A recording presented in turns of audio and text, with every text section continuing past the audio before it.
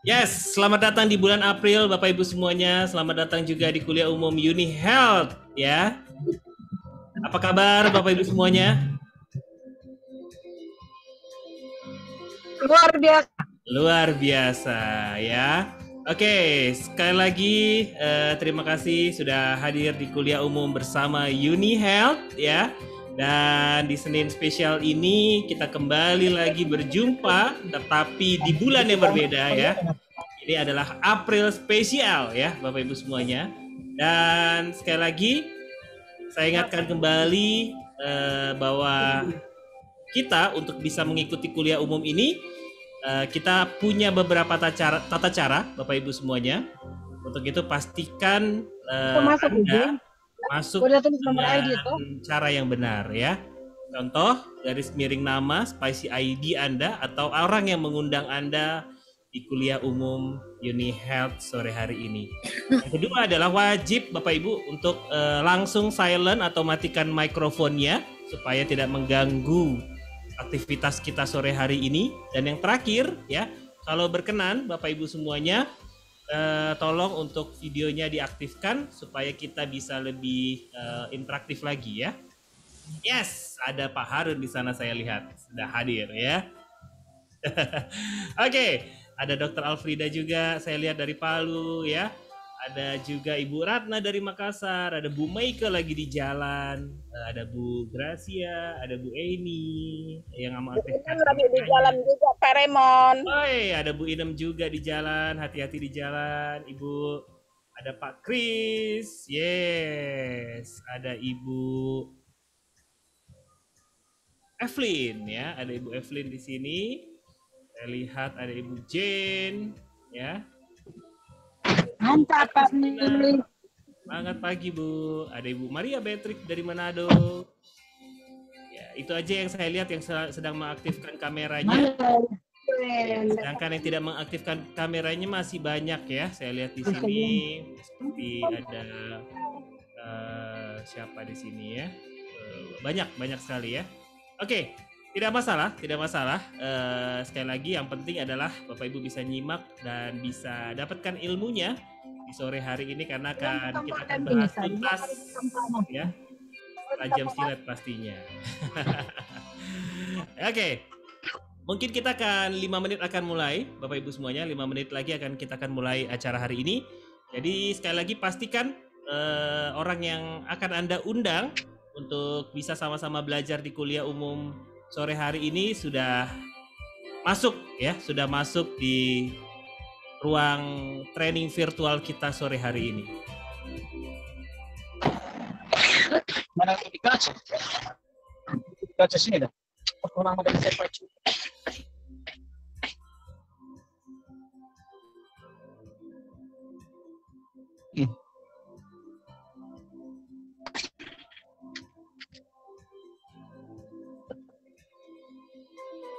Sudah.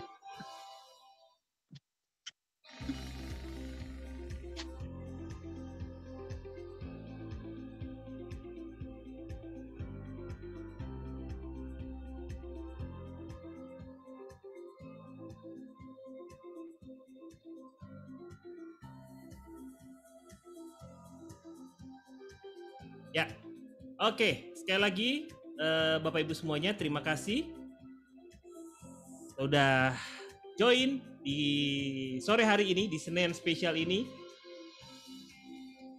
Dan saya lihat di sini sudah ada beberapa orang yang baru masuk ya. Saya lihat ada Mr. Stevie Lengkong ya, masih di jalan ya. Hati-hati Mr. Stevie. Oke, biasanya nih kalau udah kayak gini nih pasti kalau nggak home sharing menuju kantor nih pastinya. Nah ya pasti ke kantor ya. Sampai ketemu lagi ya. Oke.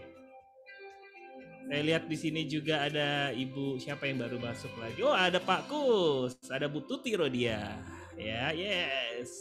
Ada Pak Tamrin ya. Saya lihat di sini yang mengaktifkan kameranya. Mohon maaf nggak bisa saya sebutkan semuanya, saya hanya bisa melihat yang pastinya mengaktifkan kameranya ya. Oke.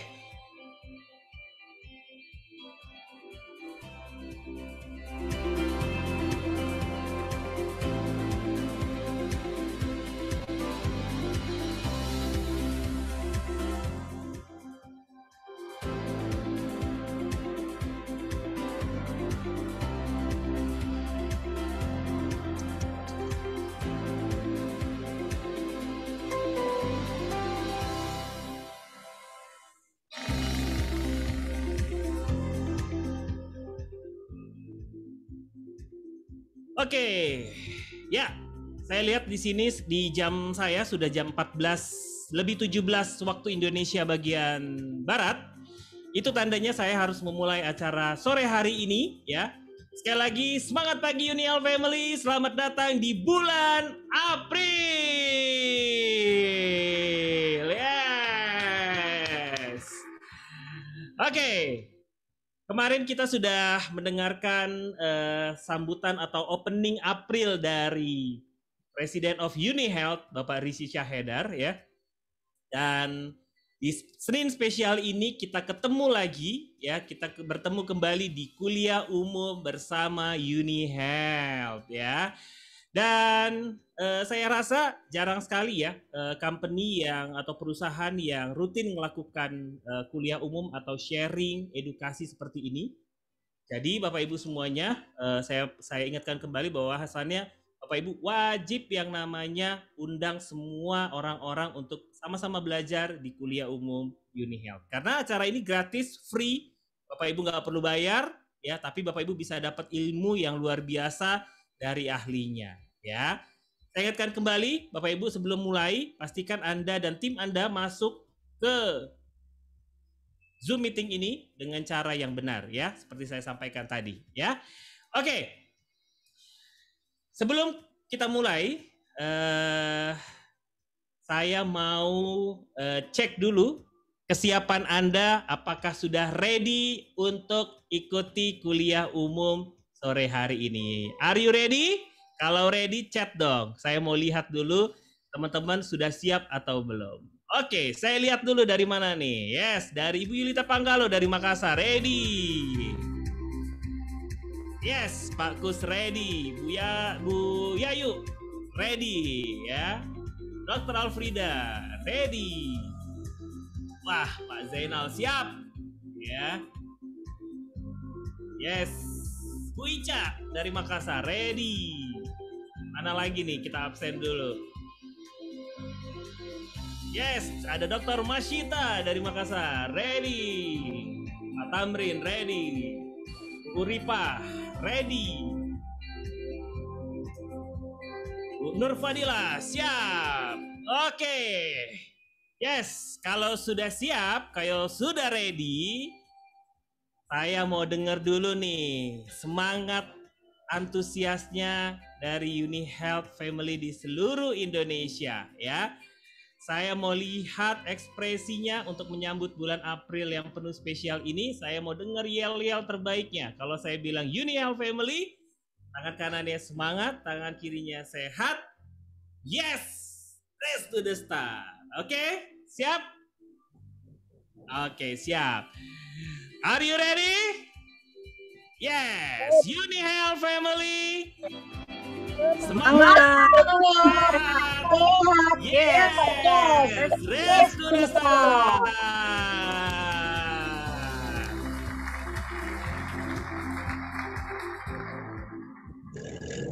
Oke, terima kasih Bapak Ibu semuanya. Terima kasih. Saya senang sekali ya melihat antusias UniHealth Family. Dan kita hari ini akan masuk ke tema kita di sore hari ini. Bapak Ibu semuanya, ya, kita akan masuk ke tema kita hari ini. Yaitu tema kita adalah hati-hati, sesak nafas bisa membunuhmu. Wah, ya, bukan hanya cinta ini membunuhku, tapi sesak nafas juga bisa membunuhmu. Nah, dibahas tuntas oleh ahlinya. Beliau ini salah satu yang saya tunggu-tunggu juga di kuliah umum UniHealth. Nanti beliau akan jelaskan sendiri, perkenalkan sendiri ya. Nah, sekali lagi acara kita sore hari ini saya nggak akan sendiri, Bapak Ibu semuanya. Saya akan ditemani oleh salah satu teman saya yang cantik ya. Beliau adalah Produk Eksekutif UniHealth. Untuk itu, please welcome, langsung aja saya panggilkan Mbak Yesi. Halo Pak Raymond. Yes, Mbak Yesi apa kabar? Halo Pak, baik Pak. Yeah. Semangat ya Pak, walaupun habis long weekend. Habis long weekend, berarti semangatnya sudah long juga ya. Iya, karena udah Powerful recharge lagi. ya. Iya, Yes. Mbak Yesi, betul. udah siap belum untuk ikutin acara hari ini? Ya, Bawain acara siap hari ini? dong. Siap Siap ya? dong. Karena melihat Oke. antusias keluarga Uni Health yang sangat antusias, jadi saya juga harus siap. Yes, betul banget. Dan juga dokternya juga udah siap banget ini. Itu siap Ya. banget sih Yang dokternya. saya kangenin dari beliau ini pantun-pantun dahsyatnya itu loh. Iya, Yang pasti bikin hati udah bisa. meleleh itu ya. Iya betul Pak. Pasti udah Ah, ketebak nih siapa nih narasumber yes. kita hari ini. Karena Yes. sudah tidak asing lagi di keluarga Uni Health Family ini. Betul. Dan baru jam segini biasanya tuh partisipannya baru 90 80 ya, tapi udah jam segini nih udah baru setengah Udah 3, 100 nih mendekati Pak. setengah 3 udah 100 lebih nih yang join ya. Karena Saya melihat jadi narasumbernya nih ya, wah ini yes, betul betul bikin betul. semangat gitu ya Pak ya. Yes, betul. Oke, please silakan Mbak Yesi. Saya serahkan kembali ke Mbak Yesi. Tepuk tangan dong Bapak Ibu semuanya untuk Oke, Mbak Yesi. terima kasih Pak Remon. Assalamualaikum warahmatullahi wabarakatuh. Selamat siang Bapak dan Ibu Uni Health Family di seluruh Indonesia. Kembali lagi di program Kuliah Umum Uni Health, di mana program ini bisa menambah wawasan Bapak dan Ibu semua, sekaligus Bapak dan Ibu juga berkesempatan untuk bertanya mengenai seputar kesehatan kepada ahlinya. Nah, seperti biasa, untuk setiap pertanyaan bisa langsung diajukan melalui kolom chat yang ada di link Zoom ini ya, Bu. Nah, untuk tema kuliah umum kita hari ini, kita akan membahas mengenai sesak nafas nih. Sesuai dengan judulnya, hati-hati sesak nafas bisa membunuhmu. Kenapa sih kok bisa demikian? Karena sesak nafas itu bisa menyebabkan seseorang mengalami hipoksia atau kekurangan oksigen. Nah, kekurangan oksigen dalam tubuh ini bisa menyebabkan kerusakan sel ataupun jaringan dan organ di dalam tubuh. Kerusakan ini juga bisa menyebabkan disfungsi dari sel atau organ di dalam tubuh yang bisa mengakibatkan kematian. Lalu bagaimana caranya kalau misalnya kita mengalami sesak nafas itu bagaimana cara penanganannya? Dan selama ini itu pasti setiap orang sesak nafas itu selalu identik dengan asma ya. Tapi apakah memang benar bahwa kalau setiap orang mengalami sesak nafas itu sudah pasti orang tersebut itu mengalami asma atau bukan? Nah, siang hari ini untuk menjawab pertanyaan tadi, sudah hadir nih di tengah-tengah kita seorang dokter spesialis yang tentunya sudah tidak asing lagi di Uni Health Family. Siapa lagi kalau bukan Dr. Agustinus Purba. Mari kita sapa terlebih dahulu Dr. Agustinus. Halo, selamat siang dokter. Selamat siang Ibu Yesi, selamat siang Bapak Raymond, selamat siang Bapak Ibu semuanya. Apakah suara saya terdengar dengan jelas? Sangat jelas dok. Aduh syukur, senangnya hatiku. Sangat jelas dan bening banget dok suaranya. Baik. Ya dok, apa kabar dok? Sehat ya dok ya? Mantap. Mantap. Ya dok, jadi ini terkait dengan kuliah umum kita hari ini dok. Nah ini saya sendiri juga penasaran nih dok. Kalau misalnya seorang itu mengalami sesak nafas, itu apakah memang seseorang tersebut itu sudah pasti terkena asma ataukah bisa disebabkan oleh kondisi lainnya dok?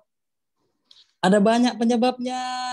Oke, jadi tidak selalu sesak nafas itu identik dengan asma ya dok ya?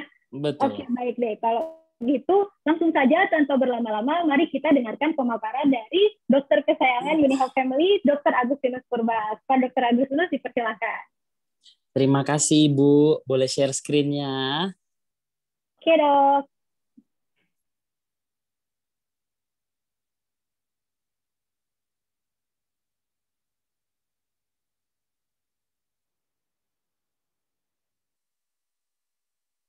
Oke, Ibu, ini ada yang pancing saya tadi. Ada yang ketik Bapak Mahfudin mana pantunnya. Mohon maaf, kami orang Medan. Kalau namanya ditantang, kita nggak bisa mundur. Saya kasih satu pantun dulu. Boleh dok, silahkan dok. Ayam penyet pakai sambal teri. Masuklah timun, segar rasanya. Selamat siang, wajah berseri. Semua ganteng dan cantik wajahnya. Oke.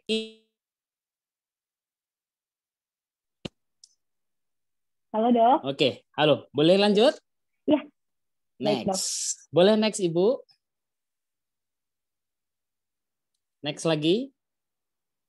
Nah, jadi kita ini agak cerita lah ya. Ada seorang teman kita bernama Om Herman. Om Herman datang dengan sesak napas.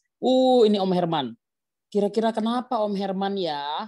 Lihat, dia sesak sambil megang dadanya. Sambil pegangan ke dinding. Kira-kira kenapa? Ini kita bahas Om Herman. Om Herman ini baik orangnya. Karena baik orangnya kita bahaslah dia dengan baik ya. Boleh next Ibu? Kemungkinannya. Ternyata Om Herman sesak nafas dengan kondisi seperti itu. 1, bisa karena asma. 2, bisa karena alergi. Alergi ini maksudnya karena faktor pemicu tertentu atau juga faktor alergi obat. Bisa juga karena infeksi. Bisa karena asam lambung. Bisa karena sakit jantung. Bisa karena cemas. Bisa karena sakit di ginjal. Bisa karena kurang darah. Bisa karena tiroid, bisa karena kegemukan. Banyak ternyata Om Herman ini. Kita bahas satu-satu ya. Lanjutlah Ibu untuk tolong Om Herman. Nah, ini adalah sistem pernafasan manusia. Manusia bernafas masuk dari hidung. Itu yang nomor 1. Dari hidung, jalan ke belakang, baru turun ke mulut. Dari mulut turun ke bawah ke pita suara. Habis itu masuk ke batang tenggorokan, itu yang nomor 5, lalu masuk ke paru-paru. Inilah jalur pernafasan kita masuk dari hidung sampai ke paru-paru. Kenapa kok nafas harus dari hidung ya? Kenapa nggak dari mulut? Boleh lewat mulut. Boleh nafas lewat mulut, tetapi seharusnya lewat hidung. Kenapa harus lewat hidung? Jadi pada waktu udara masuk sampai ke hidung, hidung akan melembabkan, menghangatkan, menyaring udara. Sesudah udaranya melewati quality control, yaitu udaranya sedikit hangat, sedikit lembab, kemudian kaya akan oksigen, dan sudah disaring, baru dikirim ke paru-paru. Jadi udara yang berkualitas sudah dibereskan oleh si hidung, dikasihnya ke paru-paru. Kalau bernafas dari mulut bagaimana? Tidak terjadi hal itu. Itulah kenapa kalau orang hidungnya sumbat, napas dari mulut akan kering tenggorokannya. Akan nggak enak bernafasnya. Sesak juga rasanya. Karena bernapas harus lewat dari hidung. Jadi orang sesak nafas bisa masalahnya di hidungnya, bisa masalahnya di hidung apa aja, misalnya masalahnya ada tumor di hidungnya, tak bisa dia bernapas dari hidung, ada sinusitisnya, ada ingusnya kental, ada polipnya besar di hidungnya, tak bisa dia bernapas.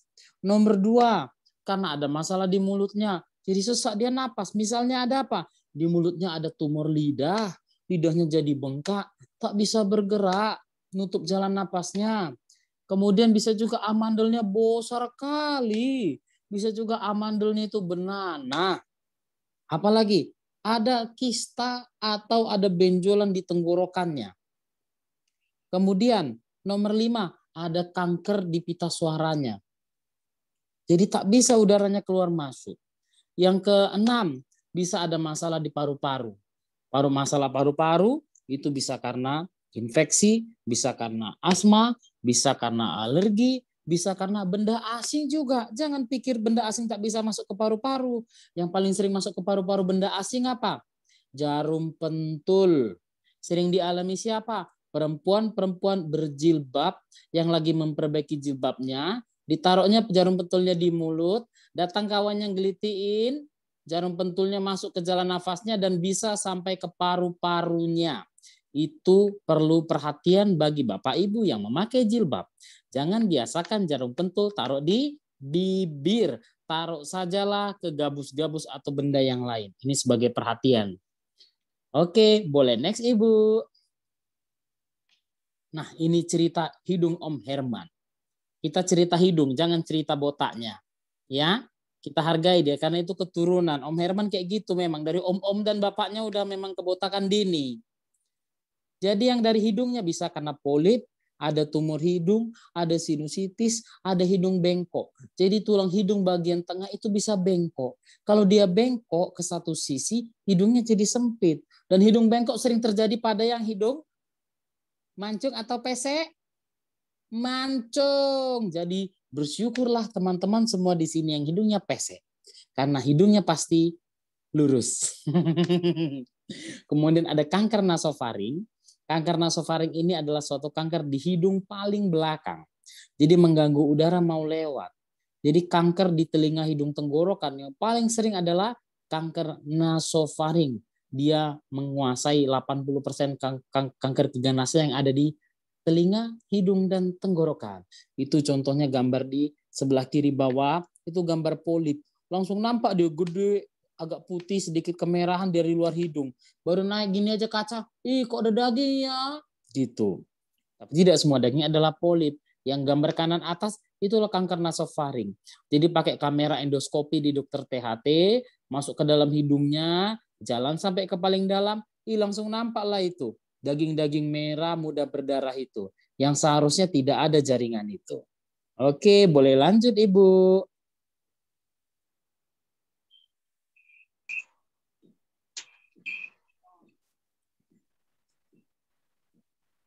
Nah, ini saudara kembarnya si Asma ini.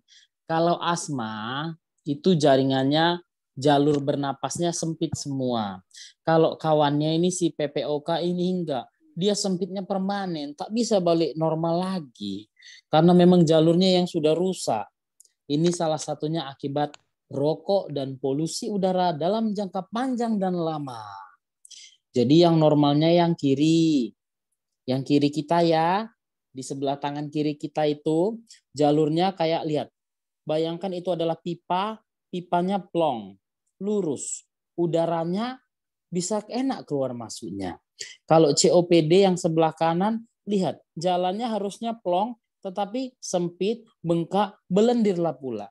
Jadi udara kalau lewat ke tempat yang plong, dia lewat aja nggak bunyi. Tapi kalau udara bernapas melalui tempat yang sempit, bengkak, belendir, pasti akan bunyi. Bunyinya bagaimana? Hi, hi. Nah, gitu bunyinya. Itu ciri khasnya. Boleh lanjut, Ibu. Nah, apalagi yang bisa buat orang sesak nafas? TBC. Walaupun di Indonesia sudah jarang, tetapi tetap masih ada loh. Jadi ini adalah kuman namanya Mycobacterium tuberculosa. Dia merusak jaringan paru-parunya. Jaringan paru-paru namanya alveolus menjadi rusak. Padahal di tempat itulah udaranya bertukar. Udara yang bersih masuk ke dalam, udara yang kotor dibuang melalui udara nafas keluar. Apakah TBC hanya ada di paru-paru? Jawabannya tidak. TBC ini juga bisa di pita suara. Kalau di pita suara, pasiennya datang, dokter, suaraku kok serak ya dokter? Diperiksa langsung nampak itu ciri khas bentuknya, struktur di dalam lehernya bagian dalam itu kayak bekas gigitan tikus hancur-hancur. Dan waktu diperiksa nanti akan nampak ada kumannya di situ. Tanpa sesak bisa loh, TBC bisa di paru, bisa di pita suara, tanpa paru-parunya ada masalah juga bisa. Di leher juga bisa. Jadi waspada kalau di leher ada benjolan. Salah satu kemungkinannya ada TBC kelenjar getah bening leher. Terus kemana lagi TBC bisa ke tulang punggung bisa. Jadi TBC itu bisa jalan-jalan. Bukan cuman anak muda saja yang bisa jalan-jalan ke mall. TBC pun bisa rupanya ikut-ikutan dia. Lanjut dulu Ibu. Oh, ini baru si Asma. Kalau yang normal, yang kiri lihat jalannya gede, lebar, udara enak lewat. Kalau si Asma sempit, makanya bunyinya pun kok sama kayak COPD tadi atau PPOK. PPOK itu penyakit paru obstruktif kronis karena merokok atau polusi dalam jangka panjang dia rusaknya permanen. Tapi kalau si Asma dikasih obat masih bisa diterbuka lagi. Waktu kambuh sempit, waktu udah sembuh los lagi dia, plong lagi dia, enak lagi bernafasnya. Dan asma ini ternyata berkaitan dengan alergi di hidung. Sudah ada penelitian yang melaporkan orang yang sering hacu, ingusnya meler, encer, beruntun, misalnya kalau kena AC, kalau kena debu, bersihnya sampai bisa 5 kali. Kalau itu tidak tertangani dengan baik, dalam jangka panjang akan bisa menyebabkan asma pada pasien itu. Karena dari hidung ke paru-paru ternyata ini epitelnya satu jalur. Namanya Unified Airway Disease. Mirip ya kayak UniHealth ya, padahal Unified ini ya. Oke, boleh lanjut Ibu. Nah, Ini apa yo? Yang merah itu lambung.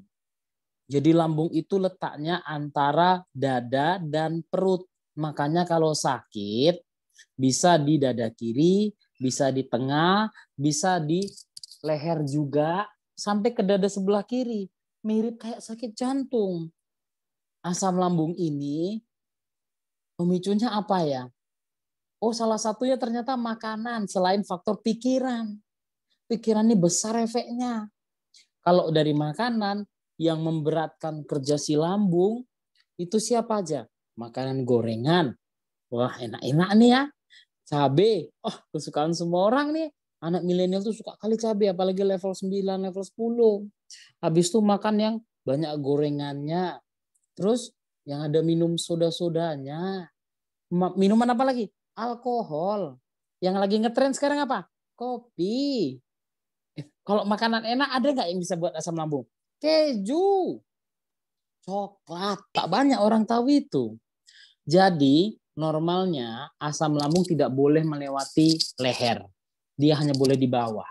Tapi hasil penelitian, coklat dan keju membuat katupnya jadi lemah. Asam lambung gampang naik ke atas sampai ke mulut, sampai ke hidung. Makanya rasanya kok kayak pilek. Padahal asam lambung yang naik ke atas. Itu bisa terjadi ternyata. Oke, boleh lanjut Ibu? Oh, ini apa ya?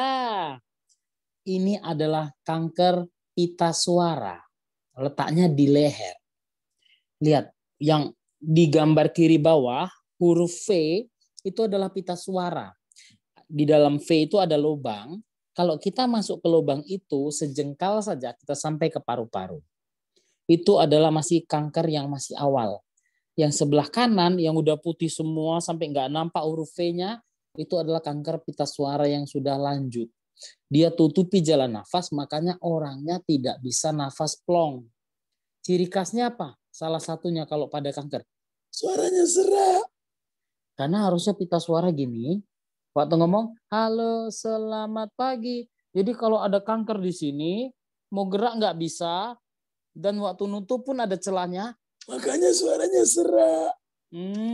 Gitu rupanya. Boleh lanjut Ibu? Nah, ini pun yang bikin sesak nafas juga bisa serangan jantung. Bagaimana tandanya? Satu, ini kan perlu jadi perhatian karena pembunuh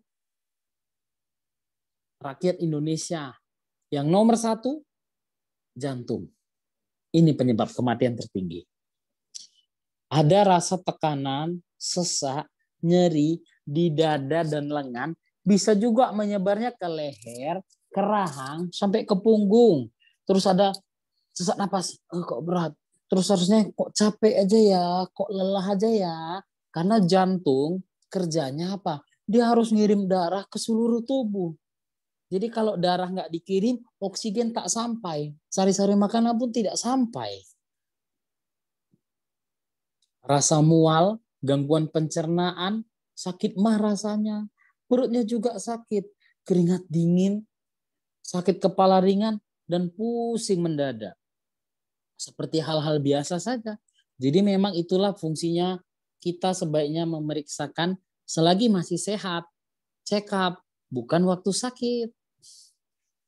Boleh lanjut?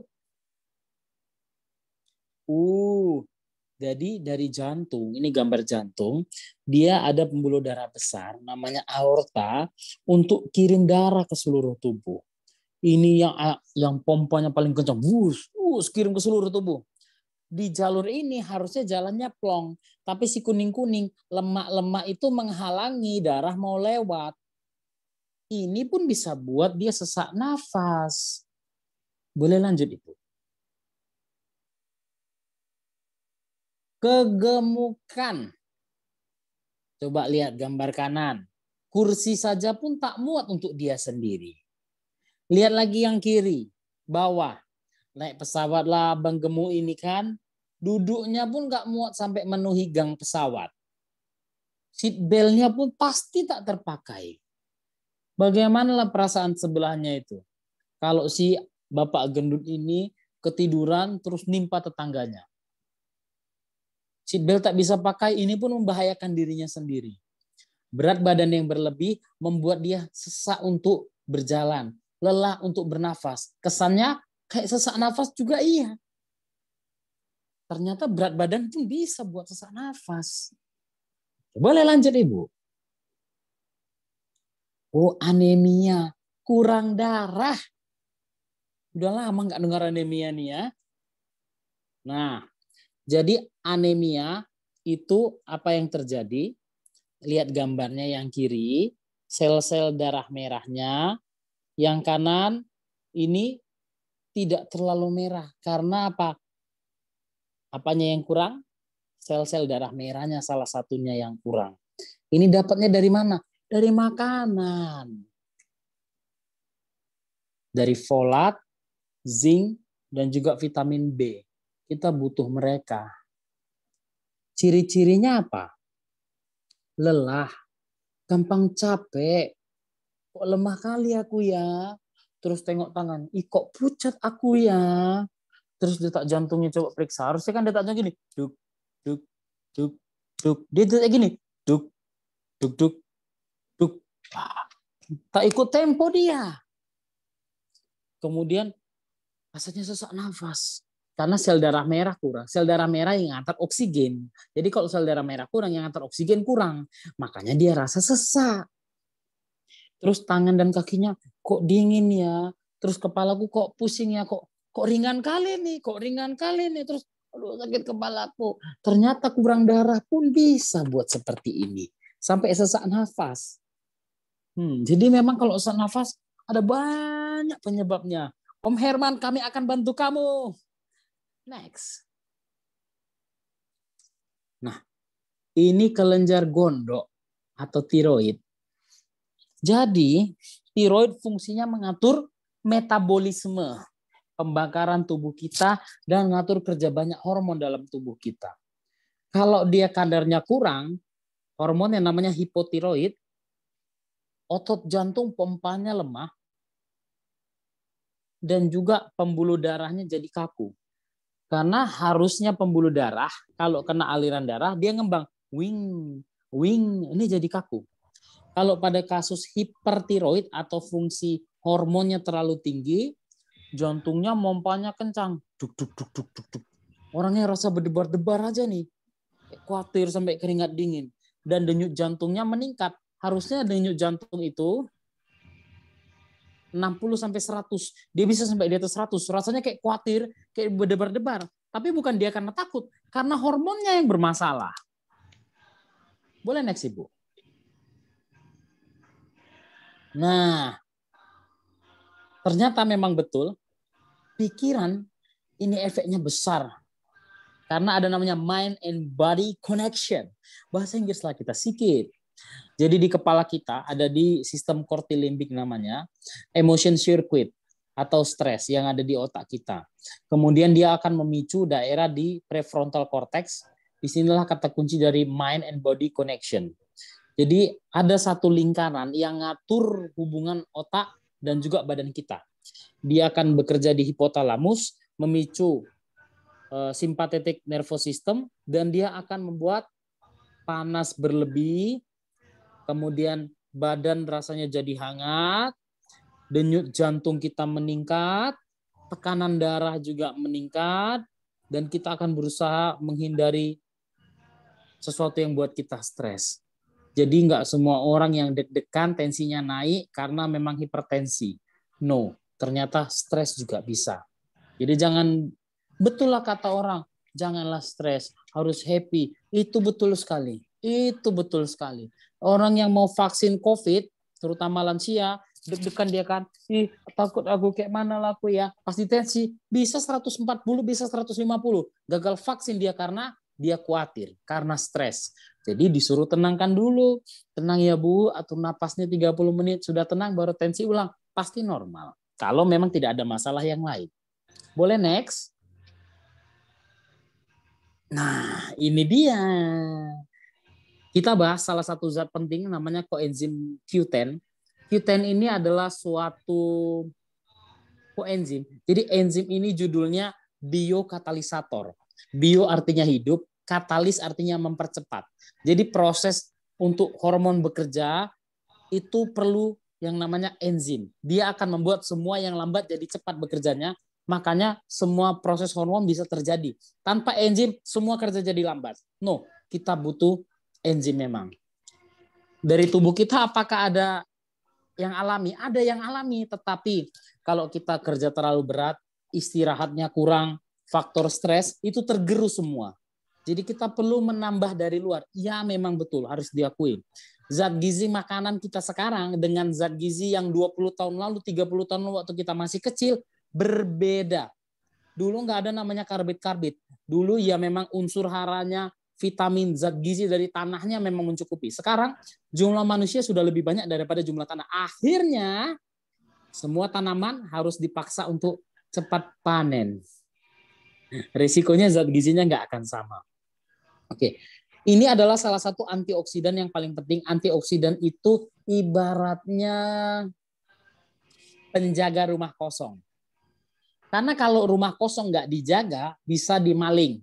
Tapi kalau antioksidan, rumah kosong itu diisi oleh penjaga ini, sehingga maling nggak bisa masuk, sehingga penjahat nggak bisa masuk. Penjahat tidak bisa menjadikan rumah kosong itu sebagai tempat mereka berkomplot, sebagai sarangnya nggak bisa, karena dijaga oleh si antioksidan. Seperti itulah ilustrasi antioksidan, supaya mudah ditangkap. Jadi yang coenzim Q10 ini salah satu yang paling penting, dan juga dia mencegah pembentukan radikal bebas. Radikal bebas ini ibaratnya bandit-bandit baru. Ternyata kalau kita lagi stres, bandit itu keluar di badan. Penjahat ini bisa membuat kita cepat tua. Penjahat ini bisa membuat kulit keriput. Penjahat ini bisa membuat sakit jantung. Itulah si radikal bebas. Penjahat dari luar apa misalnya? Debu, asap, polusi, makanan-makanan yang banyak pengawet, makanan yang banyak zat warna, makanan yang banyak pakai zat-zat kimia tambahan yang tidak baik. Coenzim Q10, hasil penelitian, ini adalah jurnal tahun 2011, itu meningkatkan energi, kemudian meningkatkan imun sistem pertahanan tubuh yang bekerja melalui sistem tadi. Dia jaga rumah-rumah kosong itu supaya jangan diisi sama bandit. Sumbernya dari mana? Apakah ada di alam? Ada. Ada di minyak ikan. Misalnya ikan salmon, ikan tuna. Kemudian di bagian dalam tubuh hewan, misalnya di liver atau hati. Mungkin itu juga kenapa kalau kondangan selalu ada sambal ati kali ya. Mungkin yang cateringnya tahu soal manfaat coenzim Q10. Saya curiga mungkin orang cateringnya pun dulu sekolah farmasi atau sekolah kedokteran ini. Kemudian seluruh tubuh kita itu kadarnya antara 500 sampai 1.500 mg dan akan menurun seiring dengan usia. Itulah kenapa tetap yang namanya antioksidan tambahan sebaiknya diberikan, apalagi usia makin bertambah. Memang badan nggak sama lagi, nggak bisa dibilang sama. Dan kerja paling penting itu tadi mencegah pembentukan radikal bebas atau bandit-banditnya. Jadi jangan sampai terbentuk bandit-bandit baru. Dihentikan itu. Jadi kayak ibaratnya anak-anak putus sekolah nggak dibiarkan supaya jangan jadi bandit, tapi sama dia dididik, ayo jadi orang baik lah kak, jadi orang baik ya, gitu. Boleh next. Nah, satu lagi yang penting adalah deribose. Ini saya dapat jurnal yang tahun 2020. Dia mengenai manfaat deribose pada kasus iskemi di pembuluh darah. Ternyata hasilnya adalah dia mampu tingkatkan energinya dan mampu meningkatkan penyembuhan lebih cepat setelah iskemi. Jadi jantung ini kalau dia mengalami iskemi artinya tak dikasih makan, tak nyampe darahnya ke situ. Bayangkan kalau Bapak Ibu puasa, pasti ada lemesnya, ada titik lemahnya. Jadi kalau iskemi itu bayangkan lagi puasa, itu cepat diisi energinya, dia kuat balik. Kemudian meningkatkan energi atau ATP. Di tubuh kita ini cadangan energinya, kalau mobil kan pakai BBM, premium, pertalite. Badan kita pun ada BBM-nya, namanya ATP, adenosin trifosfat. Jadi kalau baca ATP, Itu cadangan energi kita. Dan meningkatkan cadangan energi di jantung. Jantung juga punya cadangan energi. Artinya bisa habis, bisa menurun. Itulah kenapa badan kita perlu juga namanya istirahat supaya cadangan energinya dikembalikan. Kalau orang yang nggak ada istirahatnya, pasti dia akan kelelahan. Karena kalau dia kelelahan terbentuk yang namanya asam laktat.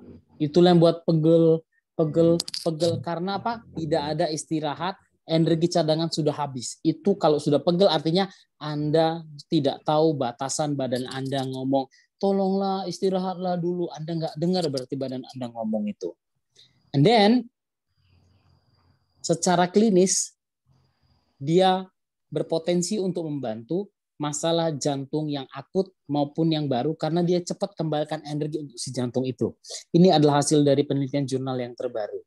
Karena salah satu pembunuh tertinggi, number one, sakit jantung. Oke. Boleh next? Udah habis rupanya. Tak sangka saya.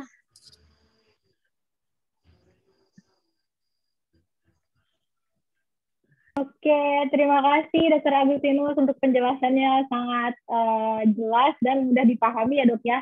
Jadi setelah kita mendengar pemaparan dari Dr. Agustinus nih, sekarang kita sudah tahu nih bahwa sesak nafas itu tidak selalu asma, bahkan ternyata banyak ya dok penyebabnya. Bisa dari karena masalah di hidung, kemudian bisa juga karena asma, kemudian bisa karena PPOK, bisa karena TBC, bisa karena asam lambung, bisa juga karena obesitas ataupun anemia. Nah, sebelum kita masuk ke sesi tanya jawab nih, saya mohon izin sebentar kepada Dr. Agustinus untuk menjelaskan mengenai salah satu produk UniHealth, di mana kalau misalnya kita mengalami sesak nafas, itu bisa menyebabkan tubuh kita lemas dan energi kita berkurang. Nah, UniHealth punya nih salah satu produknya. Sebelum masuk ke sesi tanya jawab, saya mohon izin untuk menjelaskan terlebih dahulu ya dok ya.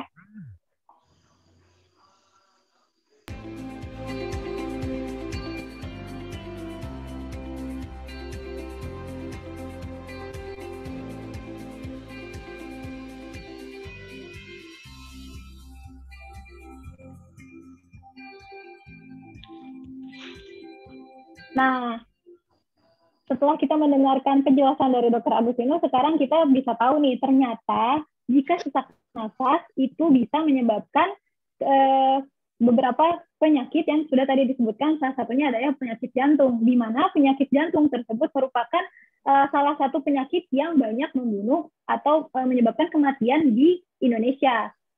Nah, sebelum kita mendengar pemaparan tadi pasti kita selalu mengidentikan bahwa sesak nafas itu sama dengan asma. Tapi sekarang kita sudah tahu nih bahwa sesak nafas itu tidak sama dengan asma. Tidak berarti sesak nafas itu selalu diidentikan dengan asma. Nah, ternyata sesak nafas itu bisa disebabkan oleh beberapa macam. Salah satunya adalah obesitas, atau mungkin kita berada di tempat dengan suhu yang ekstrim, atau berada di daerah dengan ketinggian tertentu. Nah, olahraga yang terlalu berat juga bisa menyebabkan sesak nafas. Kalau misalnya kita, seperti yang tadi Dr. Agustinus jelaskan, bahwa kita tidak bisa mengukur kemampuan diri kita sendiri sehingga melakukan kegiatan yang terlalu keras di mana tidak sesuai dengan kapasitas tubuh kita. Nah, selain 3 faktor tadi juga, sesak nafas itu bisa disebabkan karena adanya gangguan kesehatan pada tubuh. Nah, di gambar ini menjelaskan bahwa ketika seseorang mengalami sesak nafas, itu berarti terjadinya kekurangan pasokan oksigen di sel tubuh dan jaringan. Kekurangan pasokan oksigen tersebut bisa menyebabkan disfungsi mitokondria. Disfungsi mitokondria ini juga bisa menyebabkan kerusakan sel dan produksi ATP menurun. Seperti yang tadi dijelaskan bahwa ATP ini merupakan cadangan energi. Jadi ketika manusia itu mengkonsumsi makanan, itu tidak serta-merta bisa langsung digunakan sebagai energi untuk kita beraktivitas. Namun perlu adanya suatu proses pengolahan di dalam tubuh sehingga energi yang kita peroleh dari makanan itu bisa kita gunakan untuk beraktivitas. Nah, salah satunya itu adalah si ATP ini. Nah, jika terjadi disfungsi mitokondria, maka terjadi kerusakan sel dan juga energi menurun. Sehingga bisa menyebabkan gangguan fungsi sel dan bisa menyebabkan terjadinya beberapa penyakit sindrom metabolik seperti penyakit jantung, hipertensi, obesitas, kanker, dan penyakit neurodegeneratif. Nah, UniHealth nih punya produk yang bisa meningkatkan energi kita nih, agar tidak terjadi kekurangan energi dan juga kelelahan, yaitu Nutrafam 5000. Nutrafam 5000 memiliki keunggulan dapat meningkatkan kadar oksigen dalam darah. Selain itu, Nutrafam 5000 juga mampu meningkatkan kebugaran dan energi sampai 67% dalam 24 jam. Nutrafam 5000 juga mampu mempercepat pemulihan energi, terutama ketika kita habis sakit atau pasca operasi. Nah, Nutrafam 5000 juga mampu menambah stamina dan mampu bekerja sebagai doping tapi tidak menyebabkan ketergantungan. Nah, kenapa si Nutrafam bisa memiliki keunggulan yang disebutkan tadi? Kita bisa lihat dari komposisi yang menyusun produk Nutrafam 5000. Nah, Nutrafam 5000 itu disusun oleh komposisi salah satunya adalah D-ribose. Nah, D-ribose ini merupakan sel yang ada di mitokondria dan merupakan komponen penting dalam produksi energi. Selain itu, si D-ribose ini juga mampu menurunkan kerusakan seluler. Dan selain itu, si D-ribose ini juga mampu meningkatkan metabolisme ATP dan membantu dalam penyimpanan energi metabolisme kardio. Dan D-ribose juga mampu meningkatkan performa diastolik sehingga mampu meningkatkan kualitas hidup bagi penderita gagal jantung. Nah, komposisi lainnya selain dengan D-ribose, Nutrafam 5000 disusun oleh koenzim Q10, di mana koenzim Q10 merupakan komponen kunci pada rantai transport dalam produksi ATP. Nah, selain itu, si koenzim Q10 juga mampu melindungi membran plasma terhadap peroksidasi, seperti yang tadi dijelaskan oleh Dr. Agus, bahwa koenzim Q10 ini juga memiliki sifat antioksidan. Dan si koenzim Q10 ini juga mampu meningkatkan produksi ATP dan menurunkan stres oksidatif akibat radikal bebas, seperti yang tadi dijelaskan. Dan yang terakhir, si koenzim Q10 ini juga berpotensi digunakan sebagai pencegahan maupun terapi pada penyakit kardiovaskular. Nah, penyusun yang lainnya di dalam Nutrafam 5000 itu adalah L-carnitin, di mana L-carnitin ini juga memiliki berbagai macam fungsi. Salah satunya adalah untuk meningkatkan produksi ATP atau energi tadi, sehingga bisa menghambat kelelahan otot dan bisa meningkatkan performa atau endurance pada saat kita melakukan latihan atau exercise.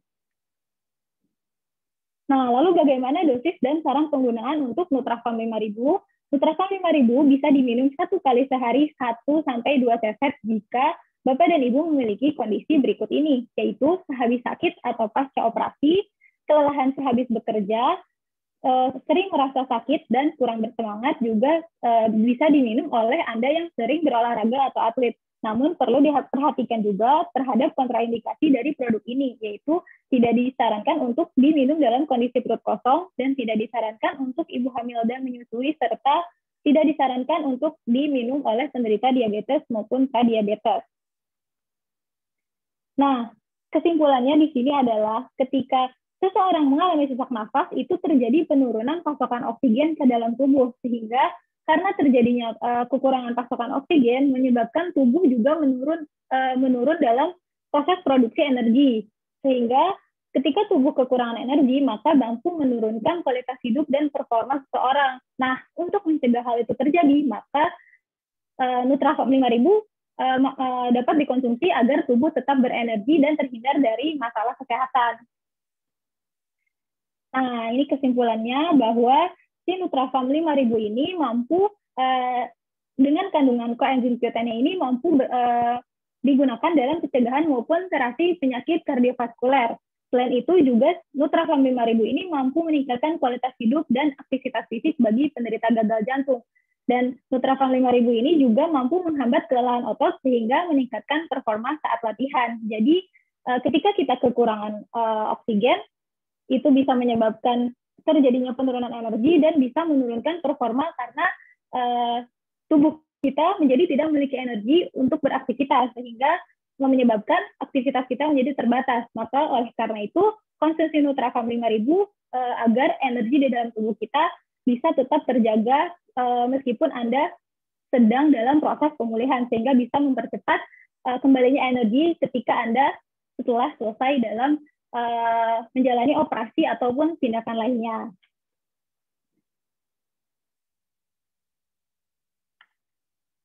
Oke, sekian untuk presentasi produknya. Dan sekarang kita masuk ke sesi tanya-jawab. Halo, Dr. Agustinus. Siap, Ibu. Nah, udah siap ya, Dok ya? Oke, sekarang langsung saja kita bacakan pertanyaan yang sudah ada. Boleh, Dok?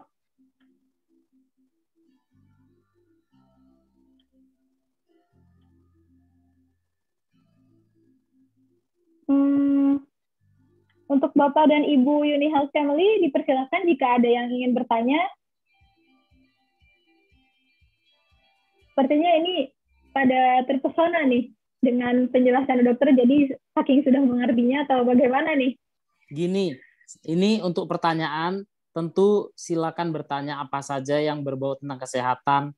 Mau bertanya soal sesak nafas boleh, mau tentang masalah hidung boleh, mau tentang telinga boleh, mau tentang tenggorokan boleh, mau soal asam lambung boleh, atau mau menyampaikan apapun yang menurut Bapak Ibu, aku lagi pengen nanya nih, tapi topiknya kayak nggak cocok. Karena sebelum jadi dokter THT, saya pun melewati fase dokter umum. Dan pada waktu bangsa dokter umum, saya melewati semua bagian.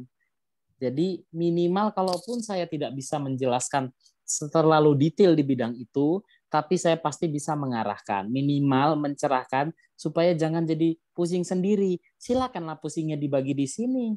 Iya, terima kasih nih Dok. Jadi Bapak dan Ibu bebas sih untuk menanyakan seputar kesehatan yang tadi disebutkan oleh Dr. Agustinus. Nah ini sudah masuk nih Dok, pertanyaan dari Ibu Yulita Panggalo.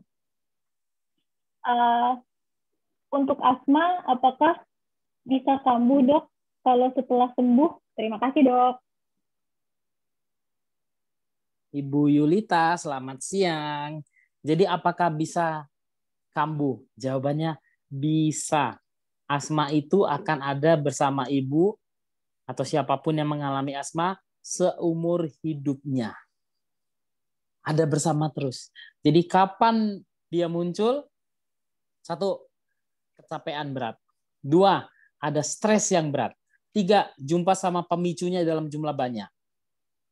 Ada yang asma karena faktor pikiran. Ada yang asmanya muncul karena asam lambungnya. Ada yang asmanya muncul kalau kena debunya. Ada juga asma yang muncul karena faktor makanan. Jadi tiap orang pemicunya beda-beda. Apakah masih bisa muncul? Ya. Jadi yang harus dikontrol apa? Ini,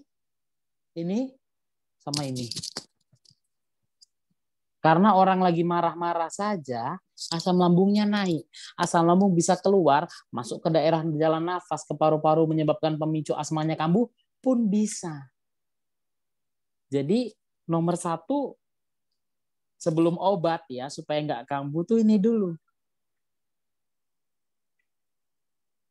Baik, terima kasih Dok. Jadi ternyata kalau untuk asma itu walaupun setelah sembuh itu bisa kambuh kembali ya Dok ya, karena tergantung dari faktor pemicunya itu apa. Jadi kalau misalnya memang tidak mau kambuh lagi, berarti harus dihindari faktor pemicunya tadi ya Dok ya. Iya. Oke. Baik, terima kasih Dr. Agustinus untuk jawabannya dan semoga membantu untuk menjawab pertanyaan dari Ibu Yulita Panggalo. Nah, kemudian pertanyaan selanjutnya itu dari Ibu Jane. Selamat sore Dok, saya sering sesak diikuti batuk berdahak. Apakah saya terkena asma dan apakah saya bisa sembuh Dok? Silakan dokter. Oke. Tunggu, siapa namanya tadi Bu? Ibu Jane. Ibu Jane. Oh, tapi ada yang pertanyaan kelewatan loh Bu. Oh, ini dari Ibu Suryana. Mohon info. Oh, baik Dok. Mohon maaf. Mohon info, sehabis kena COVID sekarang sedang pemulihan. Wanita usia 70-an merasa lemas. Apakah boleh konsumsi Nutrafam? Ya, karena ini mungkin saya bantu jawab ya Dok ya, karena terkait dengan produk. Jadi memang Nutrafam ini dia itu produk yang bisa meningkatkan produksi energi di dalam tubuh kita, sehingga pada saat kita setelah selesai dari proses pemulihan itu bisa diminum untuk bisa meningkatkan performa atau kualitas hidup kita seperti itu. Atau mungkin dari sisi dokter mau menambahkan, boleh dok? Ya, kalau setelah kena COVID lemas, kemungkinan besar dari ceritanya waktu COVID keluhannya sesak nafas. Karena COVID tiap orang beda. Ada yang nggak ada keluhan, ada yang cuma demam, habis itu baik-baik saja, ada yang hilang penciuman, ada yang mual muntah, ada yang sakit menelan, ada yang keluhannya kayak asam lambung, ada yang keluhannya kena ke paru-paru. Kalau yang kena ke paru-paru, itu memang betul dia merusak jaringan paru-parunya, sehingga kemampuan pertukaran oksigennya kacau. Makanya dia sesak nafas, kayak nggak berenergi, karena tempat oksigennya bertukar itu yang dia rusak. Makanya saya juga mau tahu, kemarin waktu kena COVID, keluhannya apa, berapa lama, supaya kita bisa tahu. Kalau boleh ditambahin, tapi kalau tidak ada masalah yang lain, tentu Nutrafam dipersilahkan, karena prinsipnya untuk meningkatkan energinya. Baik, terima kasih dokter untuk tambahannya.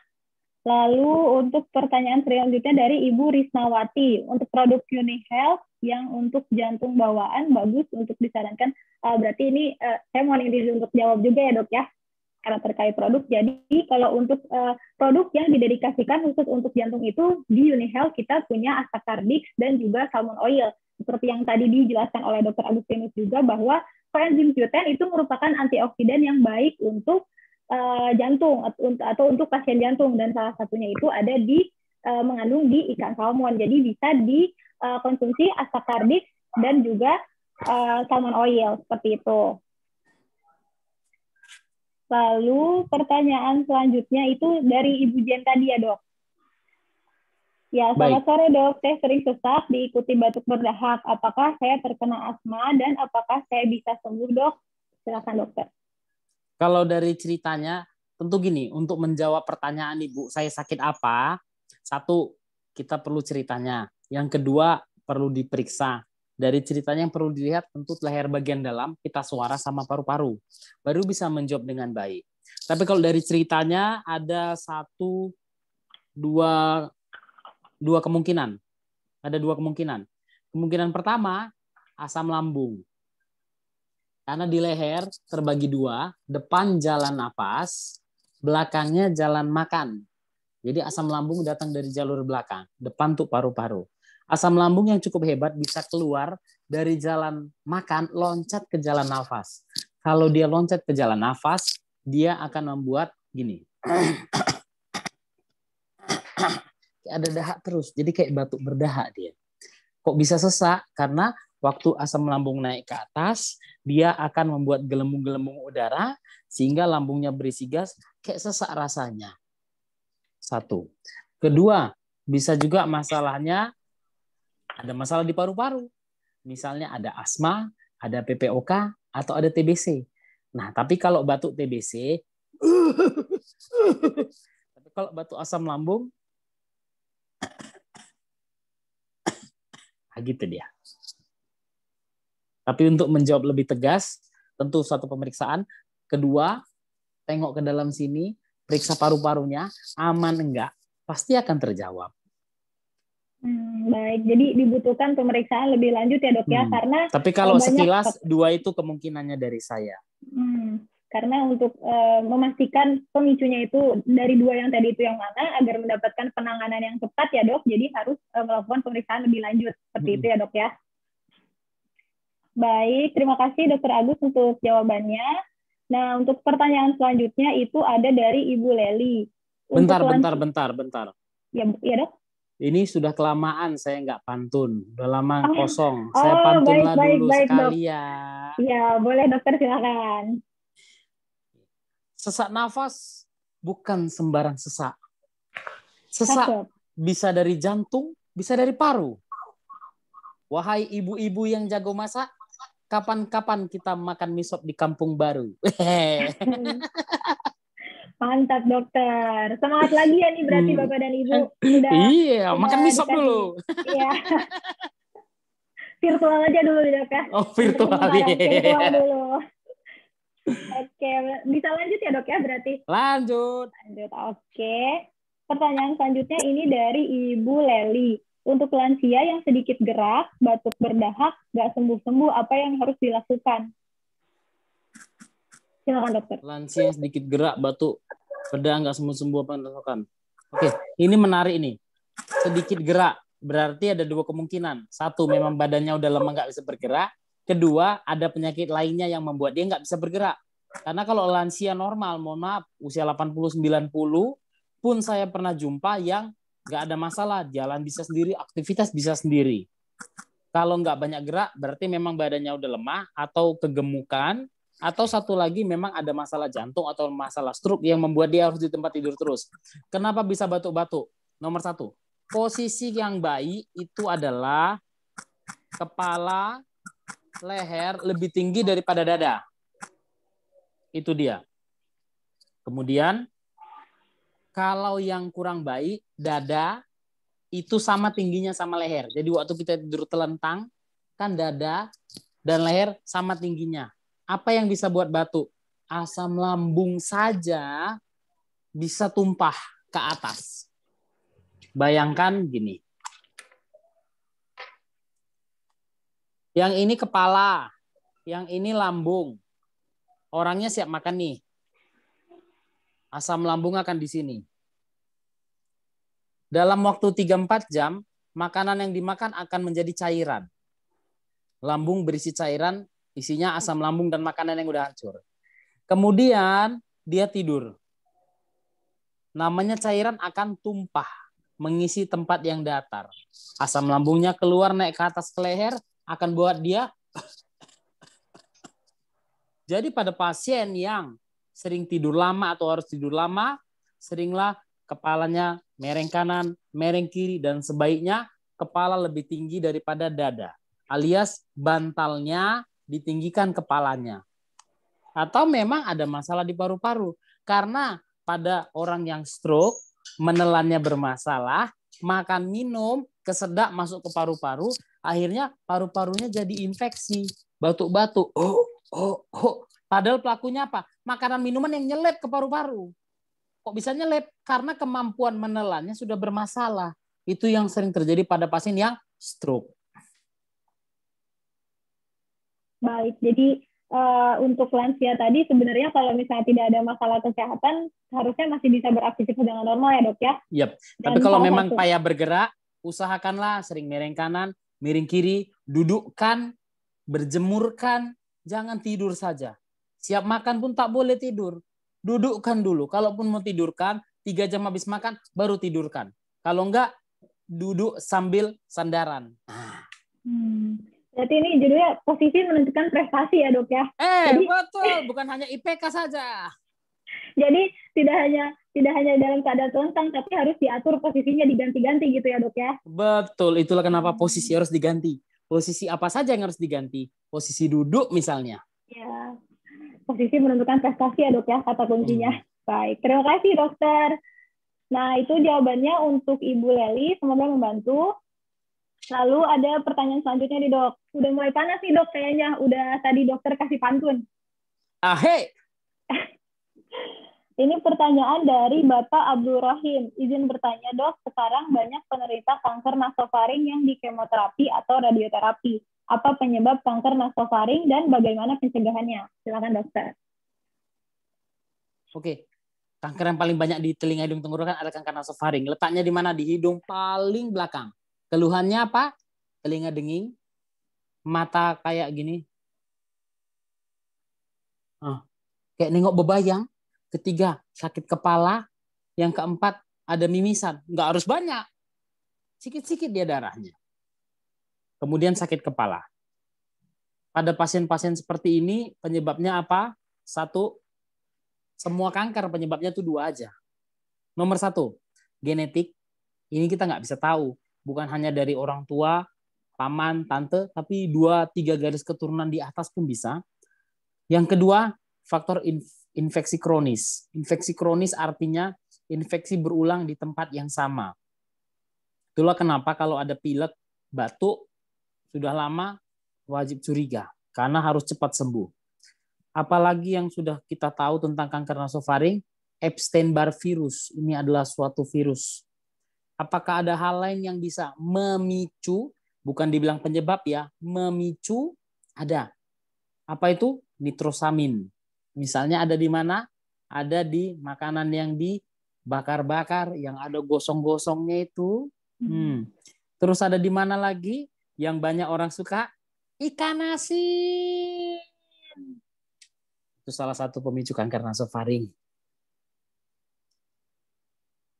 Itu saja. Ya, terima kasih dokter untuk jawabannya. Jadi tadi sudah jelaskan ya bahwa kanker nasofaring itu ciri-cirinya bisa telinga berdenging, mimisan, walaupun tidak harus banyak ya dok ya, bukan setetes aja itu harus dicurigai ya dok ya.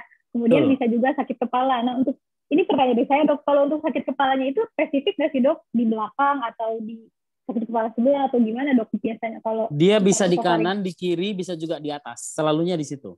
Karena letaknya pas di bawah dasar otak, di hidung paling belakang, di sini pas di atasnya dasar otak, nah tumor itu pas di bawahnya. Makanya sakit kepalanya itu di sini atau di sini. Dan mengganggu sampai orang nggak bisa tidur. Jadi sampai insomnia dok ya, saking sakitnya gitu mungkin ya dok ya. Iya. Oke, baik. Tapi beda lah dengan sakit hati. Kalau karena sakit hati itu nggak bisa ngapa-ngapain, tidur nggak bisa, minum pun nggak bisa. Sakit hati makan aja ya nggak enak ya dok ya? Nggak enak. Baik kalau gitu. Seperti itu jawabannya Pak Abdul Rahim ya. Semoga terjawab dengan penjelasan dari Dr. Agustinus. Lalu kita masuk ke pertanyaan selanjutnya ya dok ya. Dari Ibu Teti. Siang dok, mau tanya, jika tenggorokan sering produksi lendir banyak dan batuk-batuknya sedikit, ini termasuk sakit apa ya dok dan bagaimana solusinya? Terima kasih. Silakan dok. Tenggorokan lendir dan batuk-batuk sedikit. Ini kok mirip-mirip semua dari tadi ya, tenggorokan dan batuk-batuk sedikit. Kembali lagi, satu, asam lambung naik ke atas.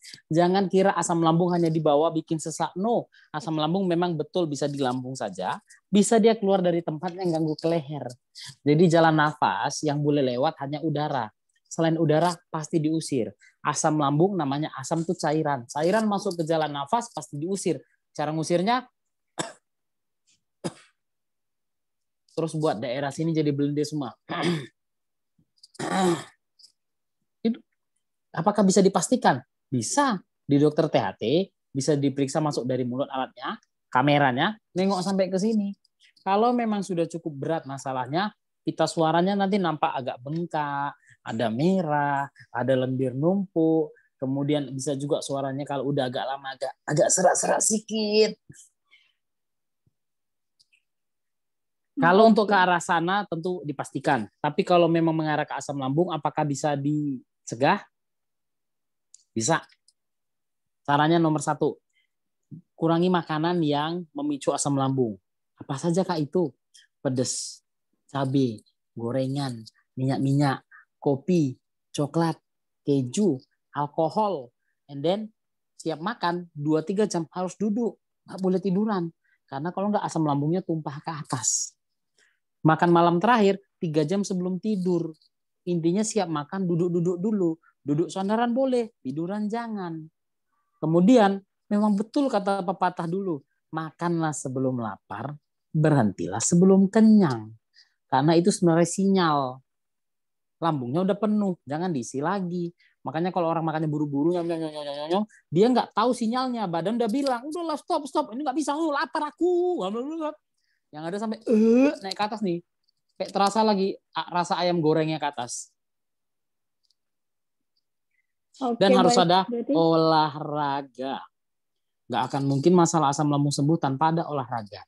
Karena asam lambung harus turun ke bawah melalui usus halus. Usus halus bergerak kalau orangnya bergerak. Orangnya duduk aja, diem aja, tidur aja, ususnya diem. Asam lambung nggak bisa turun. Akibatnya dia naik ke atas. Baik, jadi pemicunya bisa dari asam lambung ya dok ya. Dan ternyata kalau misalnya kita makan terlalu cepat dan ternyata terus kita bersendawa gitu, berarti itu bukan tandanya kita kenyang ya dok ya. Tapi itu merupakan tanda dari asam lambungnya naik ya dok. Oke, seperti itu. Semoga membantu ya Ibu Teti untuk pertanyaannya. Lalu ada pertanyaan selanjutnya dari Ibu Yolanda Meifa. Untuk yang alergi udara pagi, bangun tidur bersin-bersin 3 kali bersin. Apakah bisa mengarah ke gangguan nasofaring di kemudian hari? Silakan dokter. Oke. Kanker nasofaring penyebabnya kan dua. Satu genetik, satu lagi infeksi kronis atau inflamasi kronis peradangan yang berulang-ulang dalam jangka lama. Artinya apapun, batuk lama, pilek lama, sungguh tidak baik. Karena bisa menyebabkan perubahan-perubahan selnya.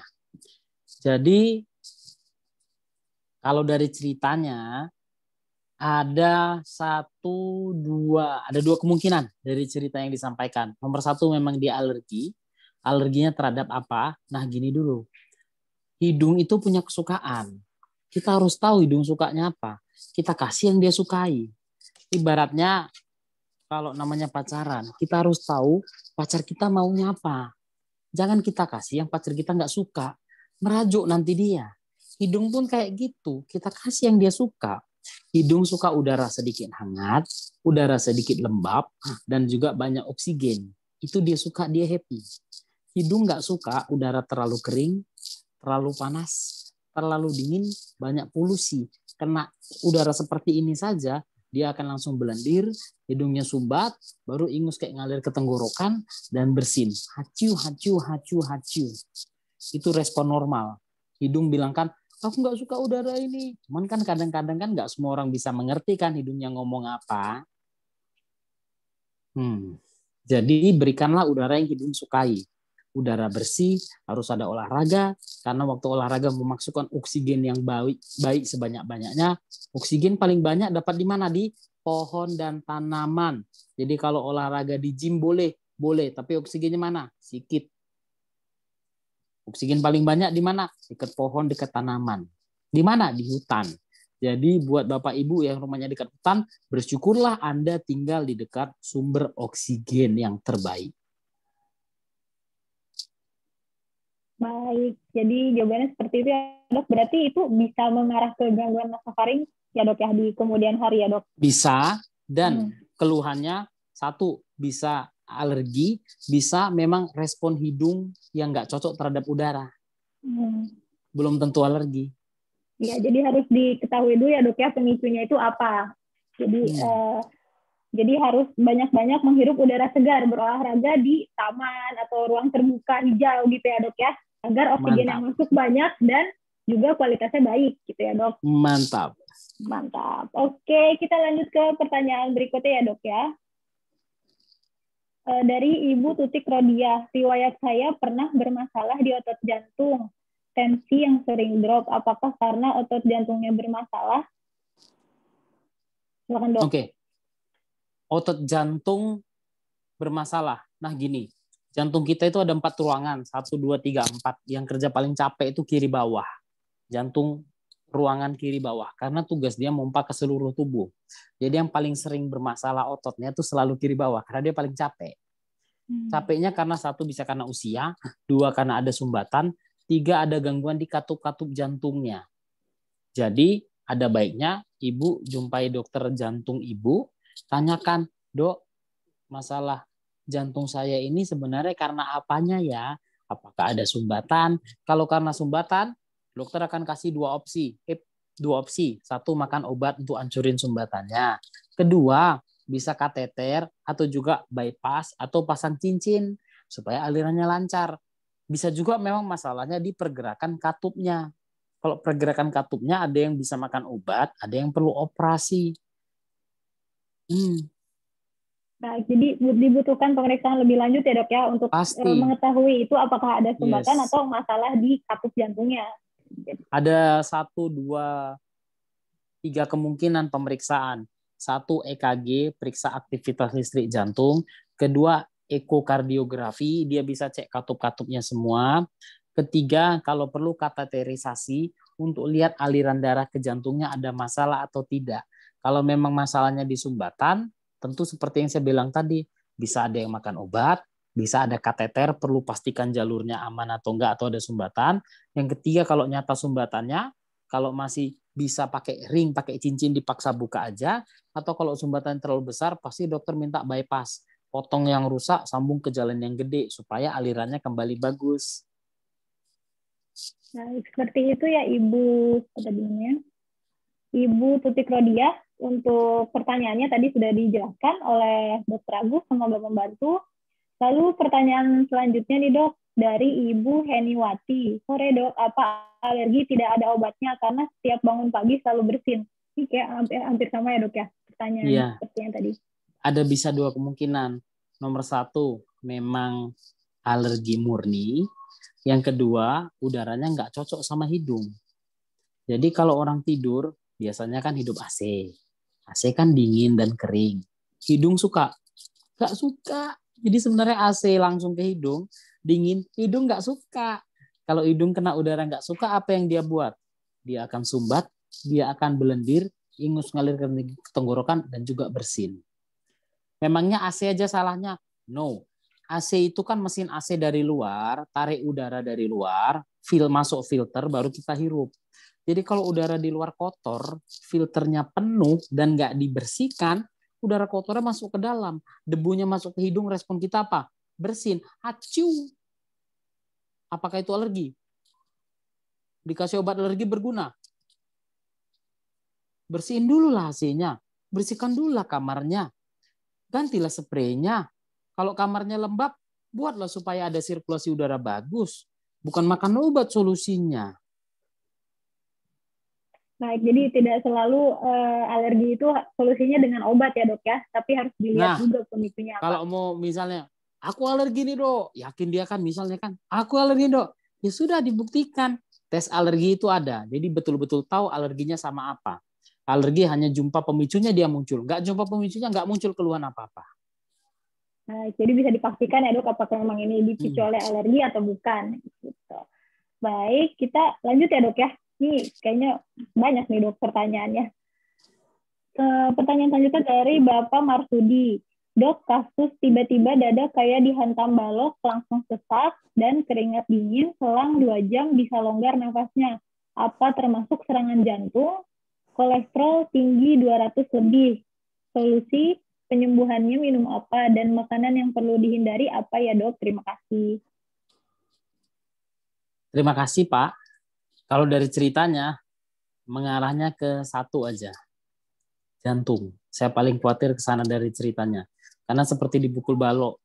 Saya nggak pernah dipukul balok, Pak. Saya nggak pernah berantem. Tapi saya bisa bayangkan yang Bapak ceritakan. Dan langsung enak. Dengan kolesterol yang cukup tinggi. Karena gini, jantung nggak dapat makan, dia komplain. Hidung mendapatkan udara yang dia nggak suka, dia komplain. Jadi rasa sakit itu pasti adalah komplain dari tubuh Bapak. Bapak harus lebih mengerti tubuh yang mana yang ngomong. Jadi rasa yang kita rasakan itu sebenarnya badan kita ngomong. Apakah kita bisa mengerti bahasa dia semua? No. Saya pun nggak ngerti bahasa dia semua. Makanya saya tentu perlu bantuan kawan-kawan. Ada dokter penyakit dalam, ada dokter paru, ada dokter jantung. Saya dokter THT, saya ngerti bahasa kuping, saya ngerti bahasa hidung, saya ngerti bahasa tenggorokan. Misalnya lihat bentuknya, saya tahu dia ngomongkan ini. Jadi sebaiknya kalau untuk Bapak, saya pun tentu ingin gini, kalau hanya untuk speak ngomong produk, enggak lah kayak gitu. Cara di Uni Health, saya pun yakin. Saya yakin Uni Health pasti sayang sama semua orang-orang di sini. Jadi tentu akan mengatakan yang sebaik-baiknya. Yang sebaik-baiknya adalah Bapak periksakan ke dokter jantung bagaimana kondisi jantung Bapak. Mengenai suplemen, nomor 1, Bapak harus tahu masalahnya apa dulu. Apakah memang ada sumbatan? Apakah karena kolesterolnya tinggi? Kalau karena sumbatan, apakah bisa pakai obat? Kalau sumbatannya kecil, akan dikasih obat. Kalau sumbatannya besar, harus pasang cincin, buka jalannya. Apakah suplemen bisa? No. Karena ini berkaitan dengan fungsi jantung setiap hari itu cukup berat, Pak. Kerjanya berat, Pak. Dia harus memompa darah ke seluruh tubuh. Jadi kalau dia aja udah pincang, Bapak suruh dia nyangkol lagi, kasihan dia. Dia udah bilang, tolong aku, periksakanlah aku. Kalau orang haus dikasih minum cocok. Kaki pincang Bapak suruh minum, nah minum biar kok kuat. Masalahnya kakinya pincang. Jadi kakinya lah perbaiki dulu, baru suruh nyangkol lagi. Kami kan senang kalau Bapak sehat, panjang umur. Iya, baik. Ini ada lanjutannya, Dok, untuk makanan apa yang perlu dihindari, Dok? Kalau dari cerita mengarah ke jantung, tentu nomor satu periksa dulu. Tahu sumbatannya sebesar apa, ada masalah lain nggak? Karena bukan hanya kolesterol yang bisa bikin sumbatan. Sumbatan lama pun bisa. Penyakit jantung bawaan yang ketahuan pas udah tua pun bisa. Gangguan irama jantung pun bisa karena usia. Jadi kalau untuk makanan tentu nomor satu, kurangi makanan yang asin-asin. Kurangi garam. Karena 1 molekul garam akan menarik 5 molekul air. Jadi pembuluh darah, kalau masuk garam 1, dia tarik air 5. Akibatnya volumenya bertambah hebat, tekanannya tinggi, tensinya jadi naik. Tensi naik yang beban berat siapa? Jantung. Kemudian makanan yang berlemak, makanan yang gorengan, makanan minyak-minyak, dan tidak ada olahraga. Itu kasihan jantung. Jantung digunakan, tolonglah kasihlah aku kesehatan. Dengan cara jaga makan dan harus ada olahraga. Dan jangan lupa, ping. Karena dari otak punya efek langsung ke semua tubuh, termasuk ke jantung. Jadi pikiran efeknya besar. Seperti saya bilang, memang betul sudah ada penelitiannya. Mind and body control. Bahwa otak bisa buat tensi naik, buat tekanan darah naik. Padahal makanan dijaga loh. Jadi nggak bisa juga hanya jaga makan. Harus jaga ini. Ini harus jalan sama ini. Baru ini bisa ikut keluar. Oke, baik. Jadi berkorelasi ya, Dok ya.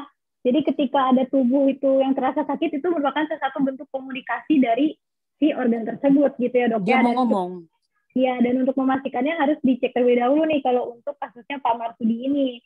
Nah, selain pemeriksaan juga harus diikuti dengan gaya hidup sehat dan juga pikiran yang tetap bersih dan selaras.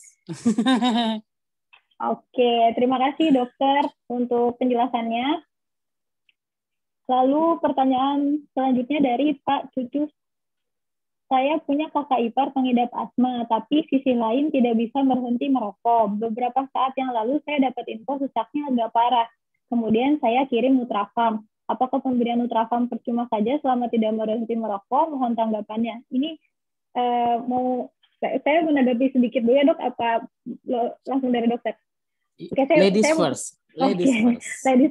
Saya izin tanggapi ya, karena pemberian Nutrafam atau suplemen ataupun pemberian obat yang lain, kalau misalnya pemicunya ini yaitu asap rokok tadi tidak dihentikan atau tidak dikurangi, itu mungkin bisa saja tidak mengurangi efektivitas dari obat atau suplemen yang diberikan. Jadi kalaupun memang sudah diberikan Nutrafam, tetap harus berhenti merokok dan juga harus dibarengi dengan olahraga seperti itu Pak.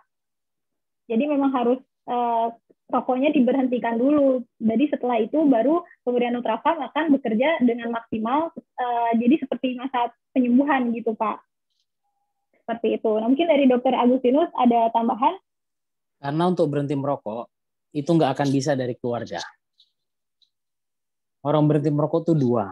1 dari dirinya sendiri. Kedua, ada kejadian hebat dalam hidupnya yang membuat dia mau berhenti. Shocking seperti itu. Sama satu lagi yang ketiga, hipnoterapi, merubah pikirannya. Jadi saran saya untuk Pak siapa tadi namanya ya? Pak Cucut. Pak Cucut. Buat Pak Cucut, kalau ngasih Nutrafam tetap boleh. Tetapi saran saya tambahkanlah 1 surat. Gini tulisannya Pak. Adikku yang kusayang. Aku abangmu Cucut memberikan Nutrafam ini antioksidan untuk kesehatan jantung dan juga paru-parumu. Aku saja sayang sekali padamu karena aku ingin kau umur panjang. Aku yakin dan percaya engkau akan segera berhenti merokok. Lakukanlah itu Pak. Sebulan sekali atau 2 bulan sekali. At one time dia akan ingat yang Bapak lakukan itu. Nggak akan sia-sia Pak. Nggak, karena marah-marah pun nggak guna. Bapak naik tensi, Bapak jadi nggak sehat. No, kirim aja surat. Baik, jadi selain dengan support produk, yaitu Nutrafam, juga dengan support secara moral ya dok ya, dengan mengirimkan surat seperti itu. Baik, terima kasih Dokter Agus untuk jawabannya. Lanjut ya dok ya, ke pertanyaan selanjutnya dari Ibu Yayu Kriwayati. Terapi Besdow dok, mohon advice apa bisa dikasih Nutrafam saat sesak? Baik. untuk terapi BSD. Basedow atau Grave atau masalah gangguan hormon tiroid, gangguan hormon gondok. Kan saya tadi udah tuliskan, kalau gondok hormonnya naik, itu bisa buat sesak napas, jantungnya cepat, orangnya pun kayak khawatir, matanya kayak mau keluar, keringatan, badan makin turun. Kalau yang hipotiroid itu bisa orangnya makin gemuk, lemes-lemes, ngantuk-ngantuk karena hormonnya terganggu. Nomor 1, hormonnya dulu diperbaiki. Karena hormon ini mengganggu semua metabolisme. Karena terapinya adalah terapi hormon. Apakah tambahan suplemen diperbolehkan? Mohon maaf, kalau menurut saya untuk kasus ini jangan berikan suplemen tambahan tanpa di-ACC oleh dokter yang memberikan terapi hormon tersebut. Karena ilmu kan berkembang terus. Bisa saja 5 tahun lalu boleh, habis itu tahun depan nggak boleh. Karena penelitian kan banyak. Penelitian berjalan terus. Saya kan di sini tugasnya menyampaikan yang sebaik-baiknya dan sebenar-benarnya yang saya tahu. Jadi sebaiknya seperti itu. Dikonsultasikan terlebih dahulu ya dok ya kepada Ke dokter dokter yang ngasih menangani. terapi hormon. Iya. Ya, baik kalau seperti itu. Terima kasih dok untuk jawabannya. Ini masih banyak nih dok pertanyaannya. Kita lanjut ya dok ya. Masih semangat kan ya dok? Lanjut. Lanjut. Oke. Ini dari Ibu Wina Pambudi. Dokter Agus, bisa diulang tentang energi jantung korelasi dengan ATP? Sumber utama dari energi jantung dari manakah? Silakan dokter. Oke. Ini bukan hanya jantung, semua bagian di tubuh. Cuman karena kita cerita sesak tadi, yang paling sering membunuh karena sesak itu jantung. Jadi saya korelasikan dengan itu energinya. Ini berlaku untuk otot, semua otot di tubuh. Dan jantung itu terdiri atas otot juga. Semua otot punya energi cadangan namanya ATP, adenosin trifosfat. Kalau kita pakai ATP itu berubah bentuk dia jadi ADP, adenosin difosfat. Nggak istirahat, pakai lanjut lagi. Berubah bentuk lagi dia. Adenosin monofosfat. Kita istirahat,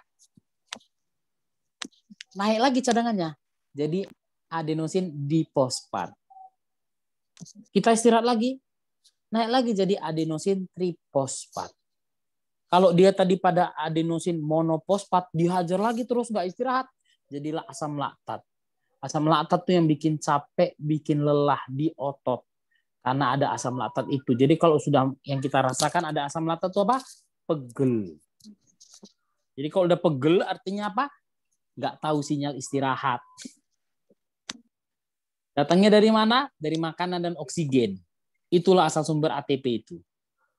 Bukan hanya dari makanan, dari oksigen yang kita hirup juga. Itu power untuk semua energi, semua sel yang ada di tubuh kita, itu powernya. Baik, jadi ATP ini memang sumber kayak bank energi gitu ya dok ya untuk tubuh kita dan bisa digunakan oleh seluruh organ. Cuman karena power bank. Iya, power bank, seperti power bank. Dan untuk pembentukan ATP ini selain dibutuhkan dari sumber makanan juga dibutuhkan oksigen. Makanya berkorelasi ya dok ya. Makanya bersyukurlah yang tinggal di kampung-kampung yang banyak pohonnya atau orang kaya hebat yang rumahnya kayak hutan. Oksigennya qualified ya dok ya. Iya. Yeah. Oke, seperti itu untuk penjelasannya ya Ibu, seperti tadi Ibu Wina Pambudi. Lanjut lagi ya dok ya. Ini pertanyaan dari Ibu Heniwati. Sore dok, kalau batuknya berdahak dan keluar lendirnya putih, asam lambung atau paru-paru ya dok? Batuk dan keluar lendir putih, apakah itu asam lambung atau paru-paru? Silakan dokter. Tetap bisa dua, bisa asam lambung, bisa juga paru-paru. Jadi kalau ke dokter THT minta periksa namanya laringoskopi, bisa lihat langsung ke pita suaranya ada nggak lendirnya, asalnya dari mana pun bisa, ceritanya dan model batuknya juga bisa membantu. Apakah asam lambung bisa membuat bronkitis, infeksi di paru-paru? Juga bisa, karena dari asam lambung keluar loncat ke depan, lolos terus dia, paru-parunya jadi kayak infeksi di foto pun bisa. Jadi kalau untuk ibu, tentu saya akan menyarankan adalah jaga pola makan lambung yang seperti saya ceritakan dan biasakan ada olahraga, minimal 2-3 kali seminggu, minimal 30 menit, dan 2 jam, 3 jam habis makan, duduk dulu. Jangan tiduran. Sandaran boleh. Itu sangat besar efeknya. Baik, jadi bisa dua kemungkinan ya dok ya untuk penyebabnya. Tetap harus dibarengi dengan gaya hidup dan pola makan yang baik dan sehat. Oke, lanjut lagi ya dok. Ini dari Ibu Sarmet. Pasien saya tumor nasofaring dokter, hidung sebelah kiri tersumbat, kepala mau kebas, nggak enak rasanya. Saran untuk minum produknya dokter? Mungkin saran untuk keluhan seperti tadi itu apa ya dok? Baik. Untuk kasus kanker nasofaring, suplemen nggak akan banyak bantu untuk keluhannya. Tapi untuk penyembuhannya saya persilakan. Karena badannya akan hancur karena kankernya, badannya akan hancur karena pengobatannya. Ini betul. Karena kayak pengobatannya yang utama adalah radioterapi dan dibantu kemoterapi. Itu kayak bom atom, badannya dihancurkan, sel baik dan sel jahat semua hancur. Jadi pasti perlu suplemen untuk mengembalikan pemulihannya. Tanpa suplemen, remuk badannya, meninggal karena pengobatan juga bisa. Jadi suplemen yang dikasih kayak dari Bose, terutama untuk energi itu menurut saya sangat masuk akal. Tapi diberikan sembari pengobatan berjalan. Jangan pengobatan tak jalan cuma dikasih suplemen, tak bisa. Tak bisa, mati pelan-pelan, kasihan dia. Ya baik, jadi suplemen itu untuk suportif ya dok ya, biar tetap pada saat menjalani pengobatan itu tidak lemas gitu ya dok. Betul, ya. Energinya supaya ada powernya. Ya, karena hancur pas energinya. Baik, seperti itu. Ya, terima kasih ya dok untuk jawabannya. Waduh, masih banyak nih dok, sangat antusias sekali nih sama dokter Agus. Ini pertanyaan berikutnya dari Ibu Wiwin. Sore dok, jika hidung berasa ada lendir dan berasa mampet, terus padahal tidak flu, itu kira-kira kenapa ya dok? Ada 3 kemungkinan. Nomor 1, hidungnya nggak suka sama udara yang masuk, struktur hidung akan membengkak sehingga seakan-akan seperti sumbat, seperti ingus, padahal strukturnya yang membengkak dalam karena udara. Yang kedua, memang bisa karena alergi. Yang ketiga, bisa karena asam lambung. Lagi-lagi asam lambung bisa naik sampai ke hidung, membuat semua strukturnya bengkak, sehingga aliran udara jadi sempit, napasnya nggak enak, dia rasa kayak ingus, diinguskan, nggak keluar-keluar ingusnya. Padahal bukan ingus, struktur hidungnya yang bengkak. Nggak akan bisa dikeluarin lah, itu struktur hidungnya. Jadi sarannya, periksakan ke dokter THT. Bisa pakai endoskopi, periksa ke hidung sampai ke paling dalam, ke atas sampai ke pintu sinus, akan ketahuan. Jadi harus dicek ya dok ya, masalah di organ hidungnya. Satu lagi, polip ya, juga bisa buat seperti itu, polip hidung. Napasnya nggak plong, nggak bisa dikeluarin. Karena apa? Polip itu seperti tumor jinak, nggak bisa dikeluarin karena dagingnya nyangkut. Sensasinya hidungnya sumbat. Berarti itu ada kesalahan di dalam organ pernafasan ya dok ya, bukan karena flu gitu. Jadi memang harus diperiksakan lebih lanjut ke dokter THT seperti itu. Nah mungkin ini 2 pertanyaan terakhir ya dok ya. Sebentar, ini dari Bapak atau Ibu Al Syarif. Ini sama juga pertanyaannya dengan Ibu Jane. Dokter, olahraga yang paling bagus untuk penderita asma apa ya dok? Seperti itu.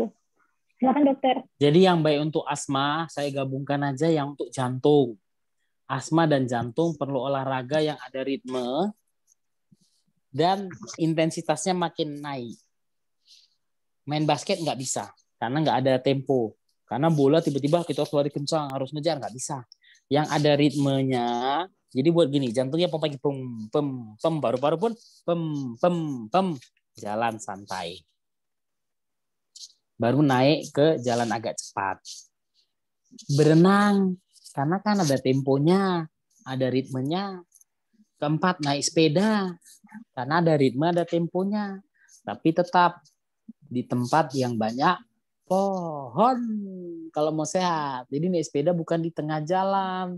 Tengah jalan nggak ada pohon, yang ada polusi, asmanya makin kambuh.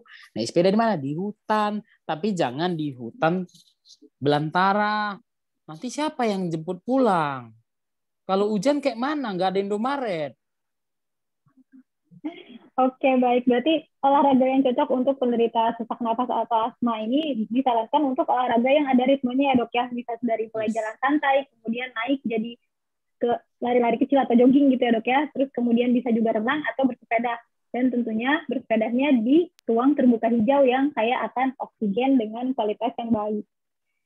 Oke, dokter. Oh, satu lagi, Dok.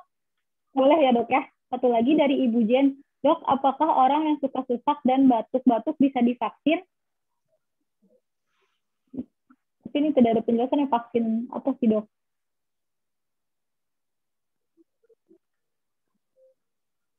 Silakan, dokter. Dok, halo, dokter. Iya, halo. Dah. Nah, silakan, Dok. Suka sesak-sesak dan batuk-batuk bisa divaksin. Nah, gini. Ini bukan bisa divaksin, tapi lebih pertanyaannya ke diri sendiri. Kalau mau nipu-nipu sama yang vaksin tuh bisa. Memang kenyataannya bisa kok. Tahan-tahan aja batuknya, nggak akan ketahuan tuh batuk. Ada sakit? Nggak ada. Ada sakit? Nggak ada. No, tapi bukan soal itu. Pikirkan efek sampingnya. Karena kalau ada masalah lain di paru-paru, periksakan dulu ke dokter paru. Kalau ada masalah di THT-nya, periksakan ke dokter THT-nya. Kalau dia memang, kan kayak di awal, darah tinggi katanya nggak boleh. Tapi kalau udah terkontrol, boleh. Sakit gula, asalkan terkontrol, boleh. Batuk-batuknya kenapa dulu? Karena asam lambung, nggak masalah. Batuknya karena alergi, nggak masalah. Tapi kalau batuknya rupanya karena COVID, sedangkan vaksin yang dikasih apa? Virus mati. Badannya lagi perang, ditambah virus mati. Perang 2 kali. Yang korban siapa? Yang punya badan. Kalau untuk sekedar vaksin mau nipu-nipu aja, yang penting aku dapat vaksin, bisa. Tapi yang jadi korban kan diri sendiri. Nggak kayak gitu. Kami kan ingin Bapak Ibu kan tetap sehat. Bukan cara ngajarin cara nipu biar bisa vaksin. No, periksakan dulu. Baik, jadi harus dipastikan dulu ya, Dok ya, untuk kondisi pasien tersebut atau orang tersebut gitu ya, Dok. Dok, ternyata ini masih ada satu pertanyaan terakhir. Nggak apa-apa ya, Dok ya? Satu pertanyaan terakhir lagi dari Ibu Mailani. Dok, kalau tulang hidung bengkok penyebabnya apa ya? Silakan, Dok. Oke. Terima kasih Bu Melani. Tulang hidung bengkok itu sebenarnya bilang tulang hidung itu ada 2. Satu yang tengah ini, satu lagi yang dekat ini. Ada 2 ini. Kalau yang di tengah ini bisa karena 2. Satu, memang bawaan lahir bengkok, yes. Yang kedua, karena trauma, bisa terpukul, jatuh, ketabrak, tulang ini bisa bengkok. Bengkoknya pun bisa di depan, bisa di atas, bisa di belakang. Tapi kalau tulang yang ini, harusnya dia nggak bengkok. Tapi kalau dia bengkok, patah, itu hanya karena trauma, terpukul, jatuh, ketabrak. Risikonya apa? Kalau dia bengkok ke satu sisi, rongga sini jadi sempit, napasnya nggak plong. Tapi kalau masih ada rongga napasnya, bisa saja dia nggak ada masalah berarti. Hidungnya bengkok iya, tapi nggak ada masalah, tergantung level bengkoknya. Nah, solusinya bagaimana kalau mau dilurusin? Hanya operasi, nggak ada pakai obat, karena tulang. Baik, jadi seperti itu jawabannya Ibu Melani. Karena ada 2 kemungkinan tadi, bisa faktor genetik maupun faktor dari trauma. Gitu. Jadi untuk solusinya bisa dikonsultasikan dengan dokter bedah ya, Dok ya. Nomor 1 tanya dulu keluhannya, Ibu ini terganggu nggak? Kalau misalnya hidungnya bengkok dan estetika, ternyata kerjaannya adalah suatu manajer perusahaan, nampak-nampak bengkoknya kan mempengaruhi hidup dia. Jadi operasinya bukan untuk medisnya, tapi untuk estetikanya. Estetika, baik. Jadi kalau misalnya memang sudah mengganggu ke kesehatan, itu wajib ya, Dok, untuk ditindaklanjuti seperti itu. Oh, ini ada tambahan informasi nih, Dok. Biasa tersumbat pernafasannya, Dok, katanya. Berarti memang itu harus diperiksakan ya, Dok ya? Tersumbat biasanya berarti ada nggak biasanya tersumbat. Artinya sumbatannya nggak terus-menerus. Nah, hidung itu kan punya kesukaan, saya bilang tadi. Kemungkinan sumbatnya akan kambuh kalau hidungnya kena udara terlalu dingin, terlalu panas, terlalu polusi. Karena struktur lainnya jadi bengkak. Jadi gini, hidung tengah. Ini struktur daging di dalam yang tugasnya nyaring udara. Kalau dia kena udara yang dia nggak suka, ini bengkak nih. Kalau dia bengkak, jalurnya makin sempit. Makanya kalau ini udah bengkok, bisa bayangkan, udahlah bengkok, udah sempit, kena lagi udara panas, ini makin bengkak, akhirnya napasnya jadi makin nggak plong. Kalau masih tidak terlalu mengganggu, pakai obat pun bisa. Ditambah cuci hidung, membersihkan semua rongga hidung, sehingga si daging ini tidak terlalu membengkak, jalur nafasnya tetap ada. Itu nggak perlu operasi, kalau masih pakai obat masih enak dirasa pasien. Baik, jadi memang tetap harus diperiksakan dulu dok ya, biar tahu ini sampai di mana level mengganggu ke kesehatan pasiennya, seperti itu dok ya. Baik, sudah selesai semua nih dok untuk pertanyaan dari Bapak dan Ibu Uni Health Family.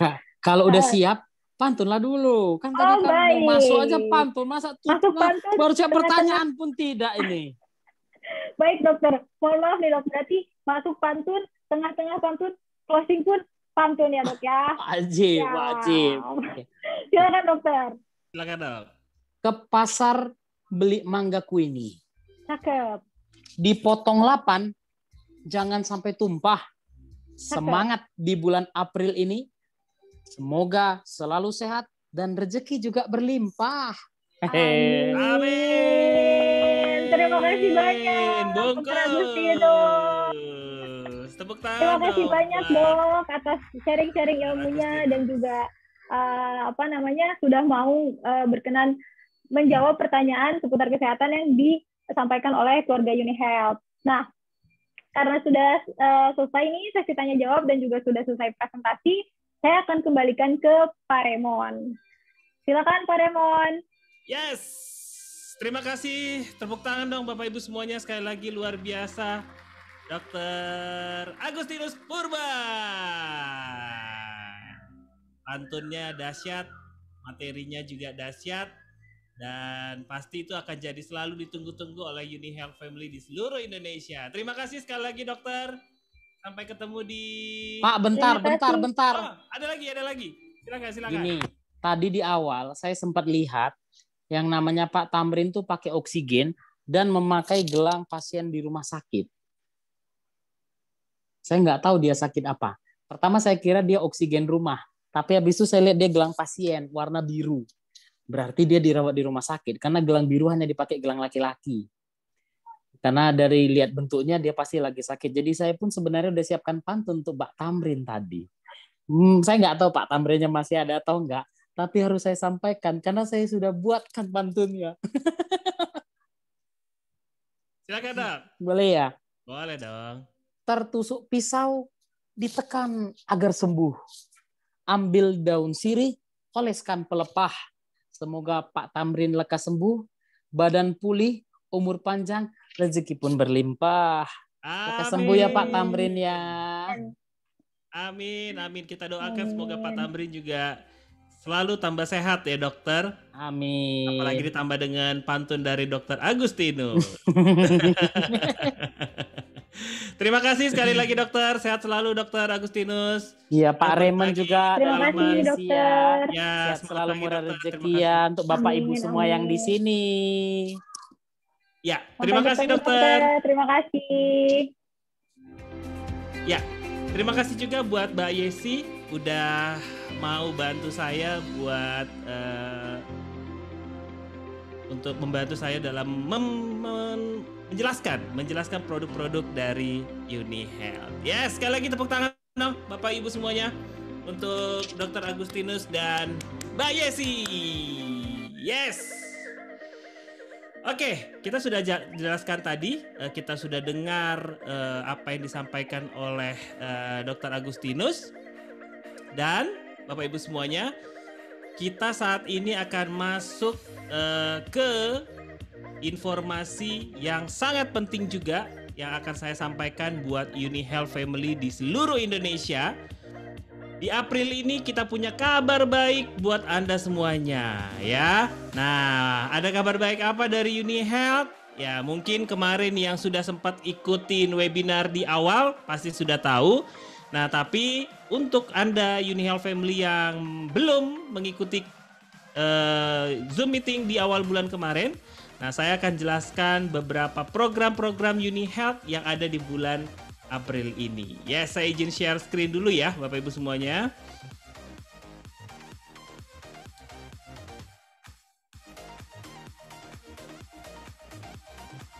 Oke, di bulan April ini, yes, Uni Health punya moto Go Big or Go Home ya. Nah, di bulan April spesial ini juga ya banyak hal-hal baru yang akan kita dapatkan khususnya di Uni Health. Apa hal-hal baru yang kita dapatkan? Yes. Yang pertama adalah program join tanggal 1 sampai tanggal 9. Biasanya program join di UniHealth itu programnya berlaku 1 bulan. Tapi khusus bulan April ini berbeda Bapak Ibu semuanya. Program join kita hanya 9 hari. Jadi dari tanggal 1 sampai tanggal 9 April. Apa program joinnya?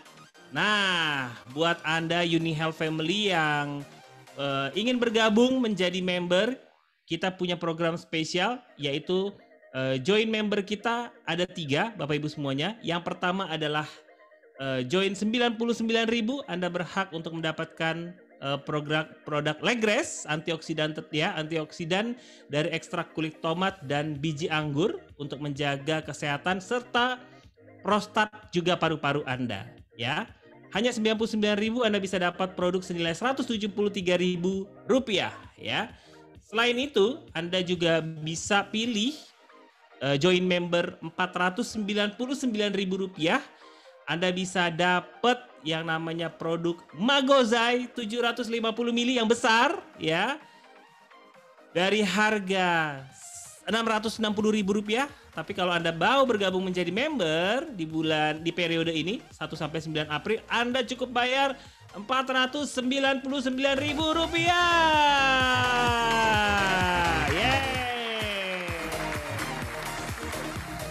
Dan ini ada poinnya Bapak Ibu semuanya, ya. Ini ada poinnya, PV-nya 300.000 dan BV-nya Rp330.000 saja. Jadi ini bagus banget, ya.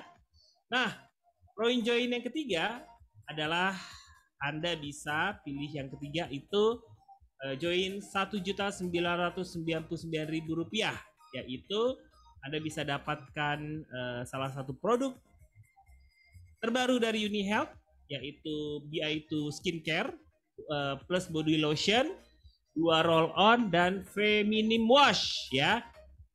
Keuntungannya, saya cerita untungnya aja dulu deh. Untungnya itu 1.400.000-an, ya. Dan Anda cukup bayar harusnya 3,4, cukup bayar Rp1.999.000 saja. Dan ini ada poinnya 1 juta rupiah dan BV-nya 1,1 rupiah, ya. Nah, begitu juga kita punya program sponsor, ya. Programnya juga sama tanggal 1 sampai tanggal 9 April, Bapak Ibu semuanya. Jika Anda mensponsori 2 orang saja, ya, dan masing-masing belanja 1 juta PV, Anda berhak untuk dapatkan Philips Hand Blender eksklusif Pro Mix, ya. Ingat, program ini hanya sampai tanggal 9 April, ya. Sesudah tanggal 9 April otomatis promonya selesai, ya. Yes, ada kabar baik lagi buat Anda semuanya. Kita punya loyalty program, ya. Loyalty program ini diberikan buat Anda yang loyal berbelanja setiap bulannya dari periode April sampai Juli 2021, ya. Programnya adalah ini dia untuk program loyalty. Kalau Anda belanja 4 bulan berturut-turut, Anda bisa pilih 2 hadiah, yaitu Cosmos Digital Rice Cooker atau yang kedua adalah setrika uap Bolde, ya. Ini sekali lagi Anda bisa dapatkan kalau Anda belanja minimum Bapak Ibu semuanya 1 juta dalam 4 bulan berturut-turut, ya. Nah, ini adalah program loyalty kita. Bulan April ini kita bisa dapat Astagen, Mei bisa dapat Astacardix, Juni bisa dapat Astagold, dan yang terakhir loyalty bulan Juli Anda bisa dapatkan yang namanya Astagen, ya.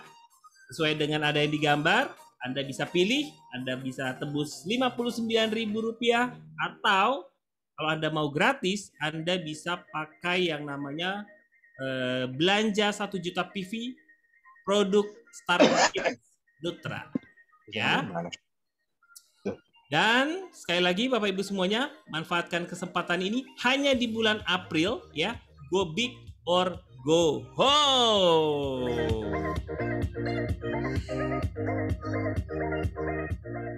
Oke, Nah, yang terakhir kita juga punya program spesial banget buat Anda stokis-stokis Uni Health ya.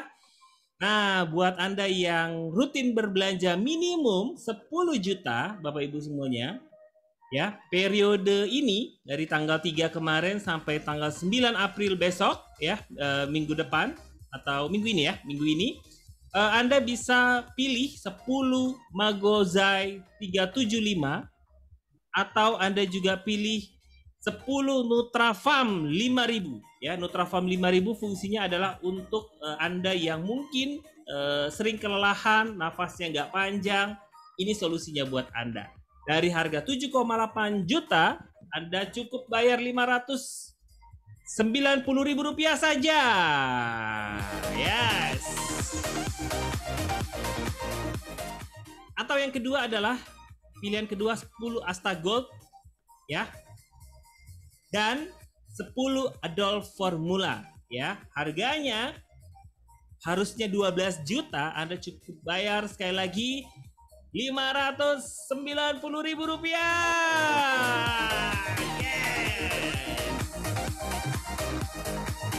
Yes.